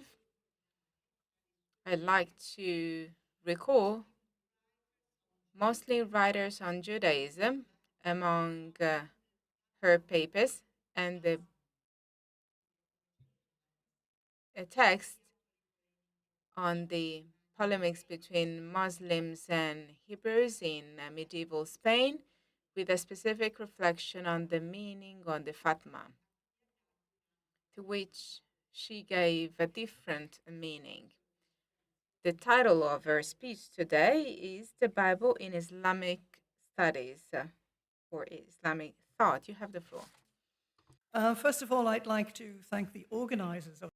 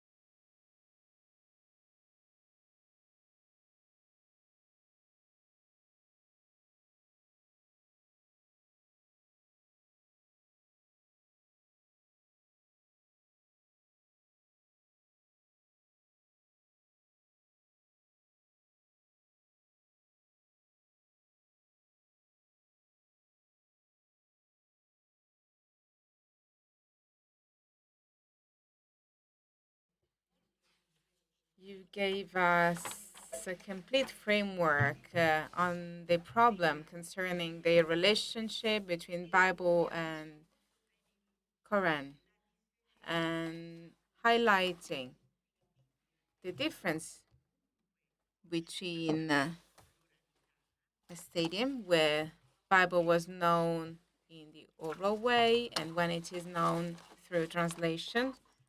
At that time,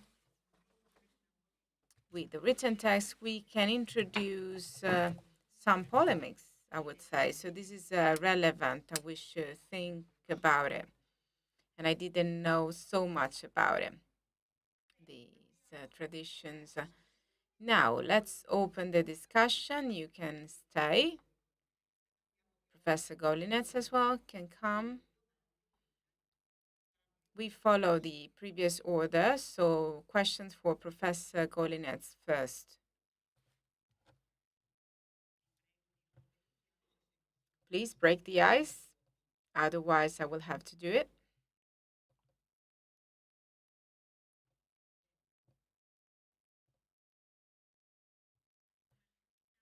Marta Fusaro. della Reggio Emilia. Thank you for your speech. It's a long question, but it will be. I hope that it will be clear. Thinking about the complexity of the manuscript tradition of the biblical text, what is your opinion on using, for example, medieval Hebrew grammatical and lexicographical works that quote and analyze the biblical text as sources for analyzing exegetical complex cases of morphological and vocalization issues? I'm thinking, for example, about the works of Ibn Ezra or Radak, who says that before writing his works, he collects and looking about the manuscripts of the biblical text, and we hope that is true. And that in his works he presents biblical variants that sometimes are resolutive and also are they agree with variants in the Kennicott apparatus. And so can we assume that these medieval grammarians had access to Hebrew biblical manuscripts that are more correct, and so that the Masora is not the only grammatical apparatus of the Bible? Thank you. Yeah, thank you for this question. It's a huge question which stirs up the whole notion we maybe have about the Masoretic manuscripts. So what is important for me, and I teach the students, I say there are Masoretic texts. There are several texts, many texts. We don't know how many, so there is not a Masoretic text. And this is I tried to put on the chart. And indeed, actually our view, or I would say the European view, is very narrow. So we have our Biblia Hebraica Stuttgartense, at least in Germany and in many other lands. Now we will have the new Biblia Hebraica Quinta, the edition of the same text with new apparatus and partly with new errors, and we will still concentrate on this. You see, we have Aleppo Codex for Israelis, we have the Biblia Hebraica Stuttgartense, Lengret Codex for the Christians, so to say, in Europe, and this is what we understand of the Bible, which is completely strange, because there is a variety of forms in the medieval manuscripts, there is a variety of traditions, and if you say, as you said, even the medieval exegetes, they have noticed this variety and they have produced the variety, but they have also struggled with variety. Just to give you an example from this strange passage about Carnot, the horns of the altar. It's a halachic question, actually, and you should be very precise. But if you put your exegesis, or if you derive your exegesis from the plain or defective writing in the manuscript, it means that in the other manuscript there is another form which does not support your derivation. And they have these instances where people didn't understand the stipulation of this halachic decision in the Talmud because the manuscript had other forms, and then they tried to change the manuscript of the Talmud, or they changed the manuscript of the Torah, and then there's a big mess. But it's beautiful, actually, for us as scholars, because we see how the people wanted to get to excerpt a sense of the manuscript and to account for this plurality. And of course, there are many forms which are commented upon, like Minchat Shai, where you have variations in accentuation, vocalization, etc. So actually, our task as scholars should be to make this variety accessible and to explain how it goes. And as you said, everything is redscription and retranslations and kind of re-engagement where we try to get a new sense out of the manuscript, but we also notice the huge amount of tradition which is already there. So actually the task of writing Hebrew grammar should not be to look into the Biblia Hebraica Stuttgartensia, but try to account for the variety of forms we have in the manuscripts, because they're interesting. They're interesting philologically, and they're interesting theologically, or kulturhistorisch. So what was the idea that the people have developed about this specific strange form? So this is our bread, I would say. Bene. Altre domande? Other questions?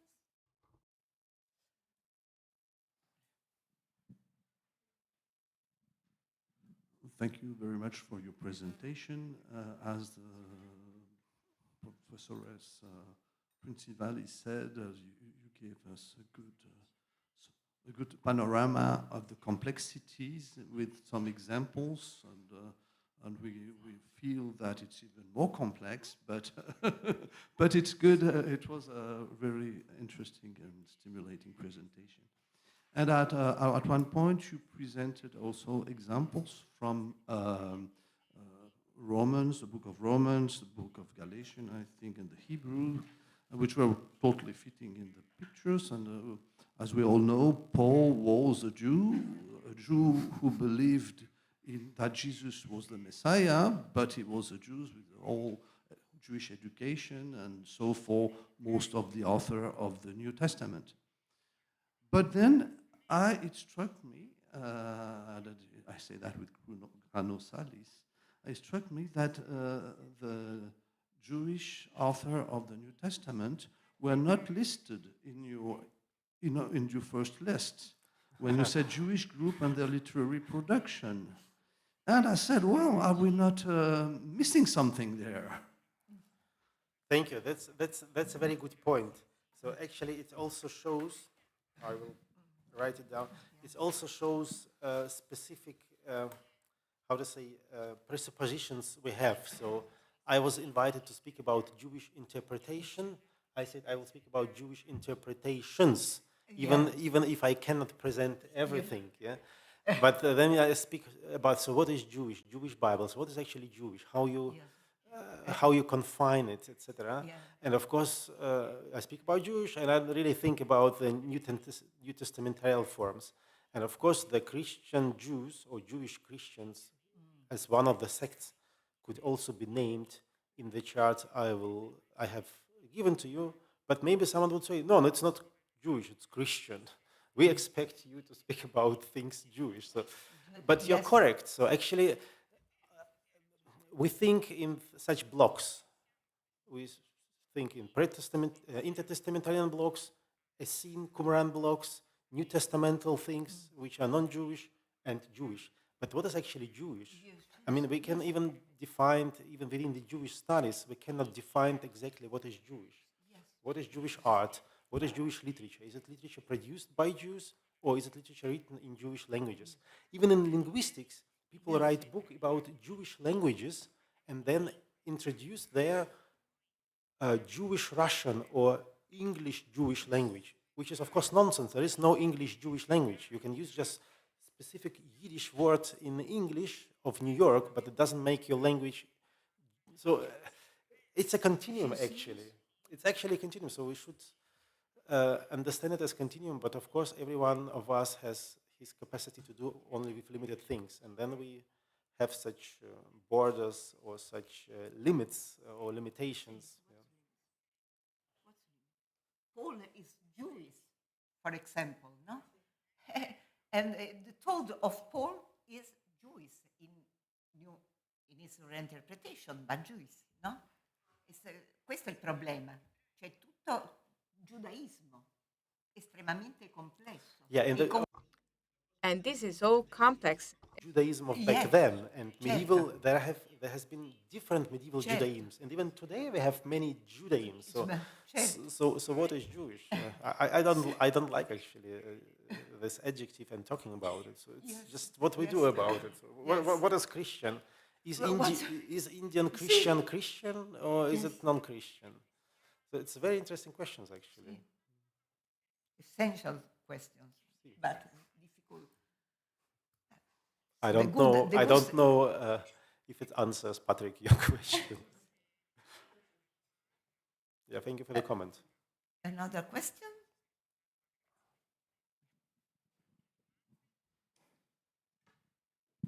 Better in English. Well, in the last century, well, it's a question, it's not a question, it's just ask an information. Because in the last century, for an art historian,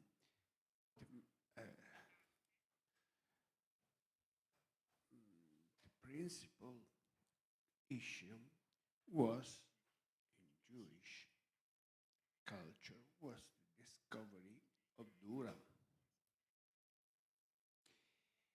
And in parallel, the publication of good enough Jewish symbols in the Greek and Greco-Roman age, or something like that. For volumes, yes. Usually- Jewish symbols. Of course. Yes. Of course. And then burst a strong argument about the existence or not of a pictorial tradition in the early centuries of biblical images in the Jewish art. It was very, very strong, very hot, and many Jewish scholars, like Bezalel Narkis, for example, or Elisheva Revel Neher, strongly supported the existence of a biblical tradition of pictures in Jewish art. But on the Christian side, there was perplexity. And in a sense, it became a battle, a fight between Jewish scholars and Christian scholars. And it ended in 99.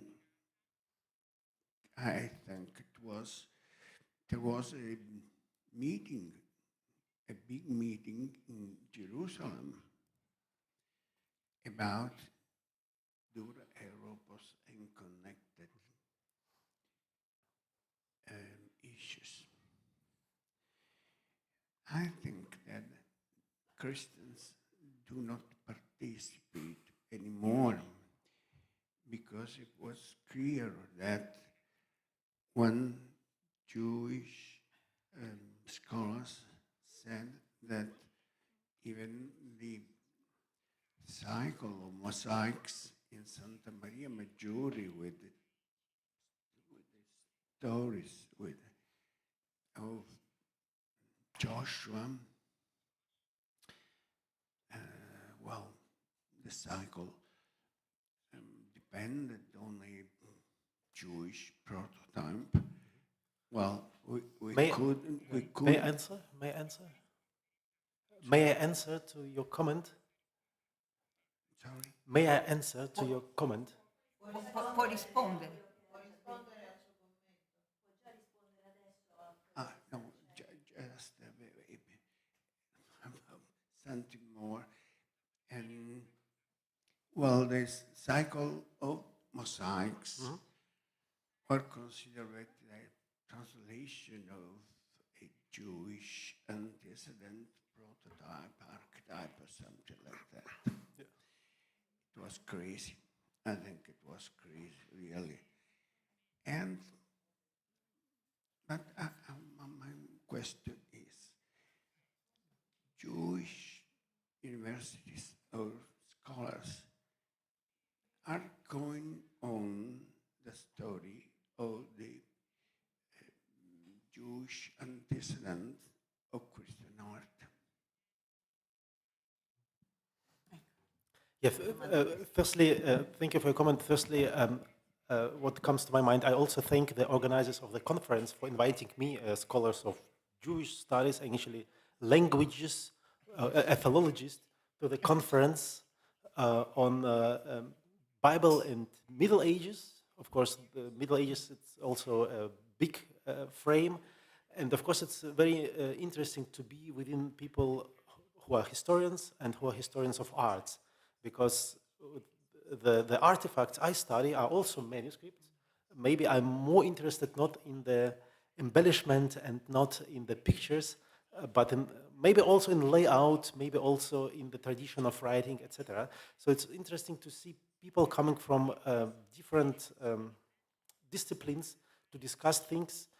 Even I don't understand because it's your specific topic, and maybe things you don't really understand, but it's too specific what I do. In any case, also looking at the Jewish studies in Germany and Jewish studies in United States and Jewish studies in Israel, I know that the discipline, the people are very complicated. Maybe the discipline is not complicated, but the people are very complicated. Expectations are very complicated, and there is, of course, a history of Jewish-Christian interrelations and fights, not only physical, but also humanoidical, but also ideological. And of course, it brings, so to say, its background to all what we do. Maybe I'm too young and too naive still, but I think that if we just discuss what we find in our artifacts independently, if we are scholars of Jewish studies, Jewish art, general art, European history, whatever, if we just discuss it and put our knowledge together, we will understand things better. And of course, I think also Jewish scholars from Israel, they also had to fight sometimes to propose their understanding and even to bring their artifacts, Europeans discuss, back to the Jewish tradition, or to make Jews themselves aware of the things we have. Because it seems sometimes, even in Europe, in theological studies, that the Christians or Germans, I don't speak about Christians and Jews, the Germans are more interested in the things than the Hebrews. The Hebrews are less interested in the Hebrew Bible than the Italians. Because you have Hebrew studies in Torino, etc. So you are interested in the things sometimes even more than the Jews. So it's a very interesting, I mean, for cultural studies. What we do should be studied culturally, actually. Yeah. Okay. But maybe enough for... No, can I ask, what do you think about the possibility to reconstruction from the Septuagint, an older text of original? No, because the problem of the relationship between Septuagint and Masoretic text is a problem. No? It is. Well, there are many scholars who deal with this in many places. I think we should really try to, firstly, we should really try to see the two things, the pre-Masoretic Bible and the Masoretic Bible, and not to use the Septuagint in order to say the Septuagint confirms the Masoretic text. This is the one thing. Yeah. On the other hand, we have still something to do in the Septuagint studies. I understand it. For instance, we have specific letter confusions in the translation of the Septuagint. So we see translation and we see they say that derives from a specific letter confusion in the square script. And due to the letter sizes, we can estimate if this Vorlage of this specific book of the Septuagint was written in the Paleo-Hebrew script or in a square script. But this question should be exercised for all Septuagintal books, and it has been done yet. So maybe it would bring us a lot of knowledge about it. Another thing, we have a very interesting example of exegesis or exegetical device, basically, where in Jewish, in Talmud, for instance, where the difficult word is explained in the way that the letters are interchanged. So they say, don't read A, B, C, don't read Katav, but read Tabav, and you get the new meaning. And we have such examples in the Septuagint where the reading, the translation of the Septuagint in comparison to, we cannot even say translation because we don't have the Vorlage, but what we understand as a translation of imaginable Hebrew text shows there is an interchange of letters. And the question is, if it's an error, if it's an intentional exegetical device, or maybe even not exegetical, maybe it's even lexical device because the ancient translation didn't know this exact lexical item. And then they switch the letters in order to see something they can make sense out of it. There is an article by Emmanuel Toff like 40 years ago, so there are many examples there. But even such aspects should be firstly analyzed from the hermeneutical translational perspective before we do something about stipulating a specific Vorlage. So there's other things to do yet.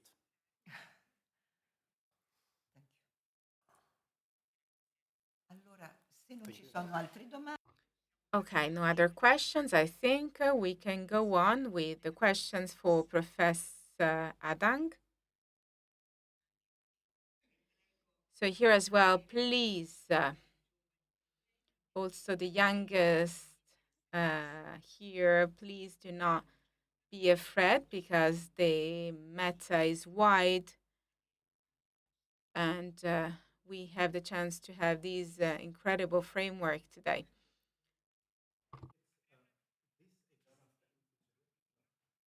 Already the example you have shown us, for instance, this one from the five sources of revelation mentioned in Talmud, and the name of Uzair, which is Ezra, it already shows us that what we would expect, a clear-cut citation, as it's said by the prophet, so and so, we don't find it there.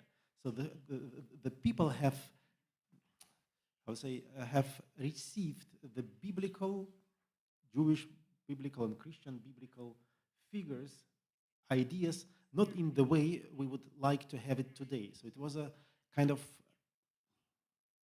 also a kind of spectrum of ideas. People would discuss, explain, put their things together, and now we as scholars want to put it in very clear-cut categories and see the clear-cut citations from, but we don't find it. So what do we do with this? Thank you very much. The problem about Uzair, Uzair, who is mentioned along with Jesus as being a son of God according to Jewish interpretation. Of course, there is no such Jewish belief that Ezra was, well, so as far as we know, there was no Jewish group who considered Ezra as having been the son of God. So there's been a lot of speculation also in Islamic exegesis, but also among European and American scholars. Where is this coming from? I mean, how come that the Quran draws a parallel between Jesus being the son of God on the one hand and Ezra being the son of God, supposedly, according to the Jews, on the other? And one of the theories is that it was known in Arabia that Ezra was regarded as the one who renewed the Torah after it had disappeared, after it had been destroyed. And according to the fourth book of Ezra, he was divinely inspired and was able to restore the Torah after it had been lost. So that this earned Ezra a very special status in Jewish eyes, and that might account for the assumption that he was some kind of son of God. But that's just one theory, though this has been accepted by many scholars. But again, that would mean some kind of awareness of an apocryphal book in Arabia.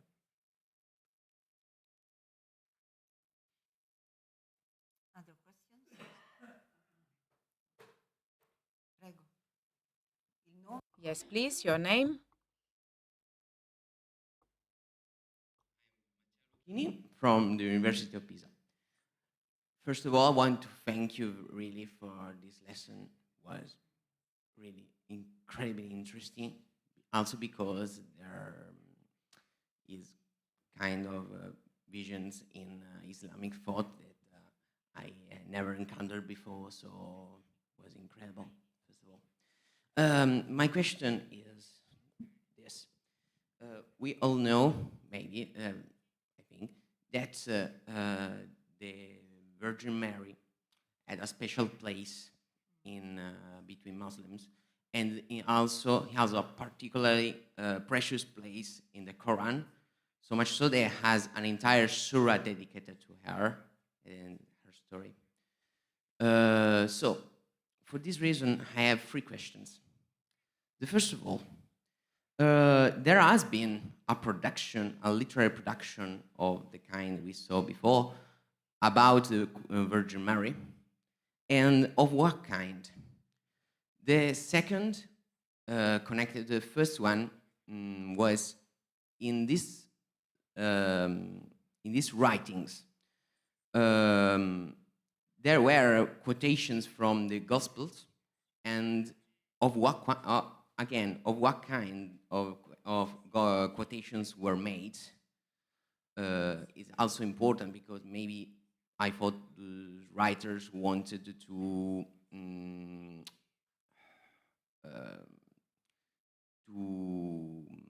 make more relevant some aspects of her life instead of others. And the third question that I want also to address to all, if there was some discussions also interreligious about the Virgin Mary in general, because is a figure that is important both for Christians and Muslims. Thank you. Thank you very much. Yes, Mary plays a very important role in the Quran. First of all, as the mother of Jesus, and maybe it's worth recalling here that in the Quran, Jesus is also called Al-Masih, the Messiah. Yes, So yes. he is defined as the Messiah, though it is not clear that there was an awareness of what it actually meant for Jesus to be defined as the Messiah. So Jesus is the Messiah, and he's also Isa bin Maryam, Jesus, the son of Mary, and Mary has a prominent place in the Quran. The fact that she has a prominent place in the Quran, of course, played a role in interreligious discussions, dialogues, but also polemics, because the way in which Mary, but also Jesus, are being depicted in the Quran does not quite correspond with the way in which they are depicted in the Gospels. So, yes, the fact that both figure so prominently in the Quran was a basis for discussion, for also polemical discussions. For example, I don't recall right now what Ibn Hazm of Cordoba had to say about this particular feature. I mean, of course, I should also add that Ibn Hazm was a literalist.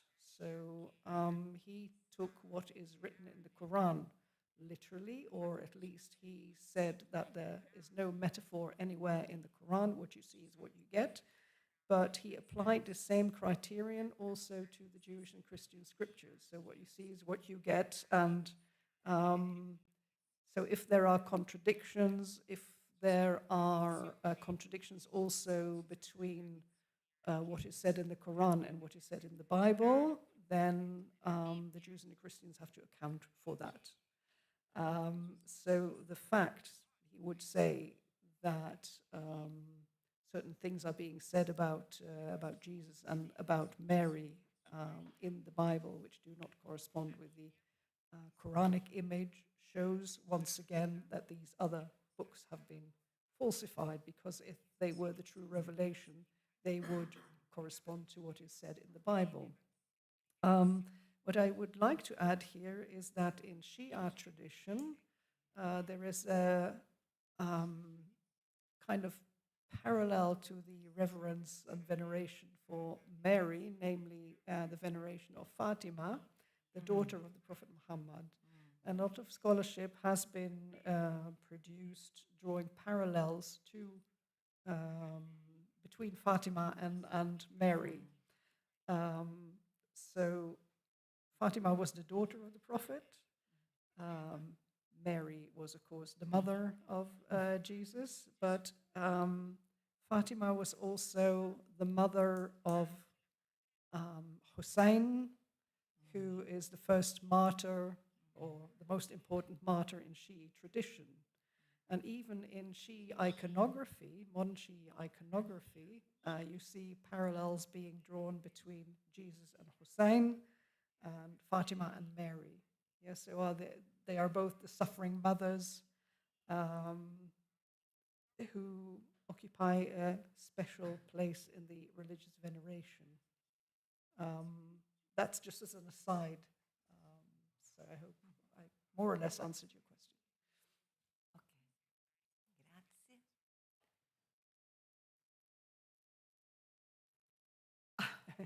Two questions. Benissimo. Two questions, fantastic. Hugh Houghton, University of Birmingham. Thank you for your presentation. One thing which was new to me was the understanding that Jesus had been given the two gospel and the four canonical accounts are inaccurate. Now, in Christian tradition, of course, gospel can be the message or it can be the physical text. Yes. Is there an understanding in the Quran or Islamic tradition that the gospel Jesus had was a physical text, or is the concept of the gospel given to Jesus an analog to the Quran given to Muhammad? Yes. And in that, if that were the case, is there any understanding that Jesus might not have recited the gospel in as accurate a way as Muhammad recited the Quran, if we're dealing with a message rather than with a text? Right. That's a good point. Well, first of all, so Muhammad received the final revelation, but according to the Quran, Moses received directly from God. Yeah? The Torah, David received the Zabur, the Gospel, and Jesus received, just in the same way that Moses received the Torah, Jesus himself received the Gospel. So it was revealed to him. And the apostles, the evangelists, don't appear at all in the Quran, nor in later tradition so much. There have been attempts to kind of reconstruct the true gospel, which is supposed to have disappeared. Yeah, it's no longer extant. What we have is these 4 sacred biographies of Jesus, but the original gospel has disappeared. I mean, there are other aspects to the life of Jesus as described in the Quran, which are quite unusual if you compare them to the Christian tradition. Like Jesus was not crucified, yeah, and Jesus spoke in the cradle and other things that perhaps in some apocrypha you might find, but not in traditional Christian thought. It's actually only in polemical exchanges that we find this whole argument, like the Gospels are not the real thing, just like the Torah is not the real thing. So what we do have to remember, though, is that according to Islamic theology, it is true that Moses received the Torah. It is true that Jesus received the Gospel. Is it true that the books that we possess nowadays are that thing? No. Yeah. But you have to believe it because there have been cases in, I remember reading one fatwa from Tunisia, 9th century, in which it was said that a certain Muslim slave had cursed the Torah.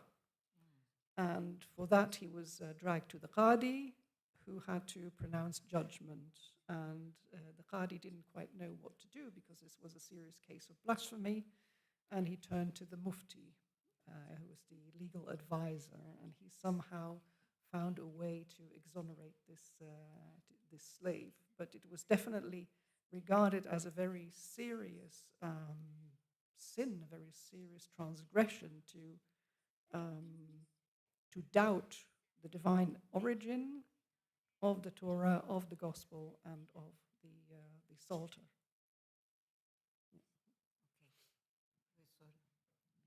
Yeah, thank you very much for your presentation. I think I remember of reading an article saying that the Lxxii could have been one of the groups Muhammad was in contact. And though my question was, what is your opinion on that? And wouldn't it not be possible, because maybe I say the Lxxii is a Jewish Christian group, poorly defined in literature and even more in today's scholarship, but they exist somehow. And that he would be in contact with them. And could not that be a way where some knowledge of scripture, for one thing, and interpretation on another things could have flown from also from a Christian from the Christian world into Muhammad, into Islam and the Quran? Thank you very much. Yeah, that's actually an issue that is much debated in scholarship. Since the 19th century, there's been a lot of speculation. Okay, where is it all coming from? If you don't believe that it's all coming directly from God, which is of course the Muslim position, then you're entitled to, or you have a duty to ask yourself, okay, so if it's not coming directly from heaven, where is it coming from? And we know of the presence of Christians and Jews and even Zoroastrians and perhaps Manichaeans in the Arabian Peninsula, also Christians coming in from Ethiopia, Zoroastrians coming in from Persia. It was a very religiously varied country and period as well. Now, there's been lots of speculation about the presence of Judeo-Christian sects which could have influenced Muhammad. We also don't know how exactly he received this influence. We can assume that because of the orality of the culture at the time that legends, stories were being told, um, and that these were absorbed. We don't exactly know how.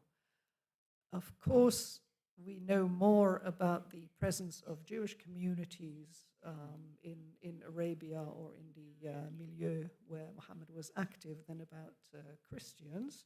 But of course, the mere presence of so many references to Jesus, to Mary, to John, to Zechariah, to episodes from the New Testament shows that there wasn't just Jewish influence. Yeah. Several scholars have tried to maximize the Jewish influence. Others have said, no, there was more Christian influence. Others yet have said, yes, but do not discount the original Arabian element in the Quran. Nowadays, there seems to be a renewed trend of going back to Christianity, to Syriac literature, and to look at the influence or the information deriving ultimately from Syriac Christian sources. It's still very much up in the air, I think. The last word has not been said about this, but the Lxxiites regularly come up in such discussions.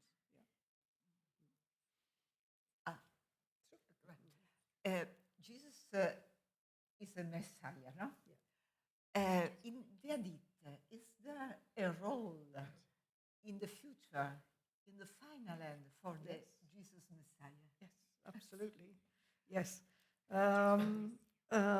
Jesus will come. There is the second coming of Jesus. Yes, in Islamic belief, and there is a huge eschatological literature in Islam in which Jesus plays a very prominent role. He will come back at the end of time, and the question is, will he be flanked by another messianic character who is called the Mahdi?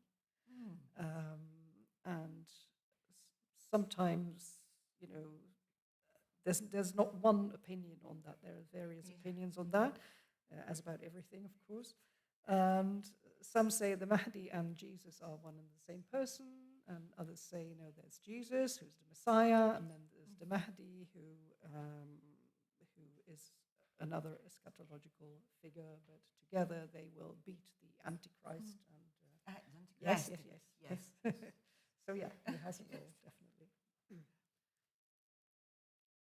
Other questions? Nessun'altra domanda? Do we have other questions? Well, I believe we have worked well this morning, and thanks to our speakers. So we will resume as usually at 3:30. Have a nice lunch. Grazie.